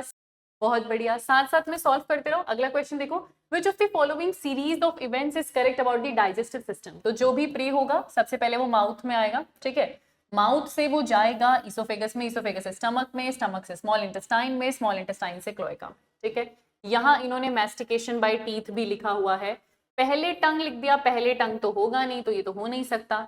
और यहाँ पर इन्होंने प्रे, माउथ, टीथ, फेरिंग्स, फिर स्टमक, फिर स्मॉल इंटेस्टाइन, फिर रेक्टम, है ना। अब टीथ के बारे में हमने डिस्कस नहीं किया है एनसीईआरटी में, तो वैसे आप इसको छोड़ सकते हो, पर मैं आपको बता देती हूँ बेटा, कुछ फ्रॉग्स में टीथ होते हैं, लेकिन उनके टीथ कहीं से भी चूइंग या मैस्टिकेशन का काम नहीं करते, तो वो इसमें मतलब मैस्टिकेशन वाली प्रोसेस में इन्वॉल्व नहीं होंगे, तो आप उसको छोड़ सकते हो और आंसर कर देना 1। आप ये टीथ वाले ऑप्शंस छोड़ देना और आंसर आपके पास हो जाएगा 1। थोड़ी एक्स्ट्रा इन्फॉर्मेशन हम रख लेते हैं, काम ही आएगी हमारी। अच्छा, फ्रॉग के पास 3 चेम्बर्ड हार्ट है, हम लोग बहुत अच्छे से पढ़ते हैं, हमने पढ़ा है। उनके पास एक राइट एट्रियम, एक लेफ्ट एट्रियम और एक वेंट्रिकल होता है। तो एट्रिया कितने होते हैं? 2। वेंट्रिकल कितना होता है? 1। क्या 2 वेंट्रिकल होते हैं? नहीं। 2 वेंट्रिकल होते हैं? नहीं। एक ऑरिकल, एक वेंट्रिकल, एक एट्रियम। चलो ये फिर भी ठीक है, क्योंकि 2 एट्रियम और एक वेंट्रिकल है, आंसर हो जाएगा डी। अगला क्वेश्चन देखो, अगर पानी में है तो फ्रॉग की स्किन क्या करेगी? डिफ्यूजन, है ना। किसका काम कर रही है? डिफ्यूजन। पानी को भी एब्जॉर्ब कर रही है और साथ में गैसेस का भी, थ्रू डिफ्यूजन गैसेस का भी एक्सचेंज कर रही है, तो वो किसका प्रोसेस कर रही है? डिफ्यूजन का प्रोसेस कर रही है। अगर मैं फ्रॉग में क्लोएका की बात करूं तो क्लोएका एक कॉमन चेंबर है, हमें पता है किस किस के लिए कॉमन चेंबर है? यूरिनरी ट्रैक्ट, रिप्रोडक्टिव ट्रैक्ट और डाइजेस्टिव सिस्टम। 3 सिस्टम है ना जो कॉमन उसके अंदर ओपन करते हैं, यूरिनरी सिस्टम भी, रिप्रोडक्टिव सिस्टम भी, डाइजेस्टिव सिस्टम भी। आंसर हो जाएगा ए। इतने सिंपल क्वेश्चन। फ्रॉग के अगर मैं हाइंड ब्रेन की बात करूं तो क्या क्या आता है? सेरिबेलम और मेडुला ऑब्लोंगेटा। पोन्स नहीं आता, ये दोनों चीजें यहाँ पर आती हैं। ऑल्फैक्टरी लोब आप जानते हो, 4 लिम्ब में आपको, सॉरी 4 ब्रेन में आपको देखने को मिल रहा है, हेमिस्फीयर भी, सेरिब्रल हेमिस्फीयर भी। ऑप्टिक लोब आपको मिड ब्रेन में देखने को मिलते हैं और सेरिब्रम भी आपको 4 ब्रेन में ही देखने को मिलता है। अगला क्वेश्चन देखिए जरा, फ्रॉग में माइक्रोविलाई कहाँ है? इंटेस्टाइन में। हमने पढ़ा विलाई और माइक्रोविलाई है जो कि एब्सॉर्प्शन का सरफेस एरिया बढ़ाते हैं और एब्सॉर्ब करने में मदद करते हैं, तो आंसर हो जाएगा ए। अगला क्वेश्चन देखो, फ्रॉग में excess of bile juice liver ने सिक्रीट किया, तो उसको स्टोर किसने किया? गॉल ब्लैडर ने। पता है हमको, वहीं से फिर बाइल सिक्रीट आउट होता है। फ्रॉग की स्किन में क्या नहीं है? तो फ्रॉग की स्किन पे स्केल्स नहीं है। क्यूटेनियस ग्लैंड तो है, क्यूटेनियस रेस्पिरेशन में मदद करे, म्यूकस का तो सिक्रीशन ही हो रहा है, तभी तो एकदम सॉफ्ट है। मान लेते हैं आपको लिम्फ स्पेस नहीं पता, पर एक बात तो याद रखना, स्किन हार्ड नहीं है, स्किन पे स्केल्स नहीं है, तो रेप्टाइल वाला फीचर नहीं है, स्किन पे स्केल्स नहीं है, आंसर हो जाएगा डी। फ्रॉग में blood from the heart is carried to all part of the body by, 2 चीजें मैंने आपको बताई थी कि इनके पास आर्टरीज और वेन्स हैं। आर्टरीज का काम क्या होता है? ब्लड को हार्ट से लेके जाना। वेन्स का काम क्या होता है? वापस हार्ट को देना। बस ये याद रखना, ह्यूमन में भी, फ्रॉग में भी, कि हार्ट से ब्लड लेना और पूरी बॉडी को देना, ये काम आर्टरीज का होगा, वापस लाने का काम वेन्स का होगा, ठीक है। अगर मैं फ्रॉग के स्किन की वेंट्रल साइड की बात करूं तो कलर क्या है? डोर्सल साइड पे कैसा होता है? Olive green. वेंट्रल साइड पे कैसा होता है? पेल येलो, और साथ में यूनिफॉर्म, कोई उस पे डार्क इरेगुलर स्पॉट्स नहीं है, यूनिफॉर्म होगा। Very simple. Common species frog की जो इंडिया में मिलेगी, राना टिग्रीना, हमने देखा था बेटा, इसीलिए मैं कह रही हूँ फ्रॉग छोड़ के जाने वाली चीज है ही नहीं। इतने सिंपल क्वेश्चन हम क्यों छोड़े? हम 4 नंबर क्यों छोड़े जो इतनी आसानी से हमको याद हो जा रहा है ना। मेल फ्रॉग को फीमेल से आप कैसे डिस्टिंग्विश कर सकते हो? मेल के पास क्या क्या प्रेजेंट है आपसे पूछ रहे हैं, तो क्या क्या प्रेजेंट है? वोकल सैक्स है, हाँ। Copulatory pad first digit of 4 limb पे है, हाँ। तो नेक और टेल तो दोनों में ही एब्सेंट होता है। हाइंड लिम्ब 5 डिजिट्स दोनों में होती है। निक्टेटेटिंग मेम्ब्रेन दोनों के पास होती है। मेल के पास अलग क्या है? मेल के पास अलग है उसके वोकल सैक्स और उसका पॉपुलेटरी पैड। कितनी फिंगर्स होती हैं 4 लिम्ब में? अब ये लास्ट क्वेश्चन है और इसका आंसर मुझे आप लोग बताएंगे कमेंट सेक्शन में, बिना चीटिंग करे बेटा, बिल्कुल बिना चीटिंग करे। एकदम आपने अगर मेरे साथ पूरा लेक्चर यहाँ पर लगाया है तो आई एम प्रेटी श्योर आपको पीछे भी देखना नहीं पड़ेगा दोबारा, आपको बैक जाके रिवाइंड करके भी नहीं देखना पड़ेगा। आप जानते हो मैंने आपको ट्रिक बताई, 4 लिम्ब में कितने डिजिट्स, हाइंड लिम्ब में कितने डिजिट्स। कमेंट सेक्शन में बताना। दो चीजें आप मुझे कमेंट सेक्शन में बताओगे, ठीक है? दो चीजें आप मुझे कमेंट सेक्शन में बताओगे। जितना एक्टिव रहोगे, जितना रिवाइज कर करके पढ़ोगे, उतना ही आपका भला होने वाला है। एक तो मुझे आप इस क्वेश्चन का आंसर बताने वाले हो कमेंट सेक्शन में। दूसरा जो मैंने आपसे पूछा था कि कॉकरोच पढ़ा है ना, पढ़ना तो है ही, उसके अंदर फैट बॉडीज का काम क्या है? क्योंकि फैट बॉडीज कॉकरोच और फ्रॉग दोनों में मिलती है, लेकिन कॉकरोच में उसका फंक्शन एनसीईआरटी बताती है, तो वहां पर उसका क्या फंक्शन है ये भी आप मेरे को कमेंट सेक्शन में बताओगे। फ्रॉग हमने अच्छे से समझ लिया, 3D में समझ लिया, अगर मजा आया तो मुझे कमेंट सेक्शन में बताना। ऐसे ही और लेक्चर्स चाहिए, किस किस के लेक्चर आपको चाहिए जो आपको समझने में थोड़ी सी आसानी चाहिए, वो मुझे कमेंट सेक्शन में बताना। ये पीडीएफ अगर आपको चाहिए तो आपको टेलीग्राम चैनल पर मिलेगा, t.me/आनंदमणि, आनंदमणि सर के चैनल पर मिलेगा 001, तो आप इस टेलीग्राम चैनल पे जाके पीडीएफ को डाउनलोड कर सकते हैं। अगर आप ऐसे ही क्विकली हमारे साथ जो इंपॉर्टेंट एफएटीज हैं, फ्रीक्वेंटली आस्क्ड टॉपिक्स हैं, जिससे सीधा सीधा आपको नीट में हेल्प मिल सकती है, पढ़ना चाहते हैं, तो आप हमारे साथ हमारा कोर्स ज्वाइन कर सकते हैं। प्रतिज्ञा बैच आप ज्वाइन कर सकते हो बेटा। आपने ऑलरेडी इस चैनल पर देखा होगा कि हम एक 60 डेज का कोर्स ला रहे हैं आपके लिए, क्रैश कोर्स ला रहे हैं, जिसमें आपको डेफिनेटली लग रहा होगा कि इतनी जल्दी कैसे सिलेबस हो सकता है, तो हम फोकस करने वाले उन्हीं एफएटीज पे।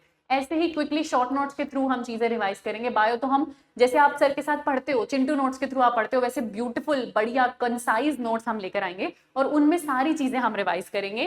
फिजिक्स केमिस्ट्री के लिए हम वहां पर इंपॉर्टेंट टॉपिक्स करेंगे ताकि आप ज्यादा से ज्यादा मार्क्स जो है स्कोर कर सको, लेकिन बायो तो हम पूरा डिटेल में पढ़ने वाले हैं। तो प्रतिज्ञा बैच ज्वाइन कर सकते हैं, ओनली फॉर 2000 रुपीज। आप लास्ट मोमेंट पे मैक्सिमम मार्क्स गेन करने का तरीका है थ्रू प्रतिज्ञा बैच, ठीक है? अगर आप वो हैं जो कि खुद से ये चीज नहीं कर सकते और आप यहाँ पर आकर हमारे साथ आकर ये चीज करना चाहते हैं, तो आप हमारा क्वालिफायर बैच भी ज्वाइन कर सकते हैं। आप हमारा क्वालिफायर बूट कैंप बैच भी यहाँ पे ज्वाइन कर सकते हैं और आप यहाँ पर आकर भी पढ़ सकते हो।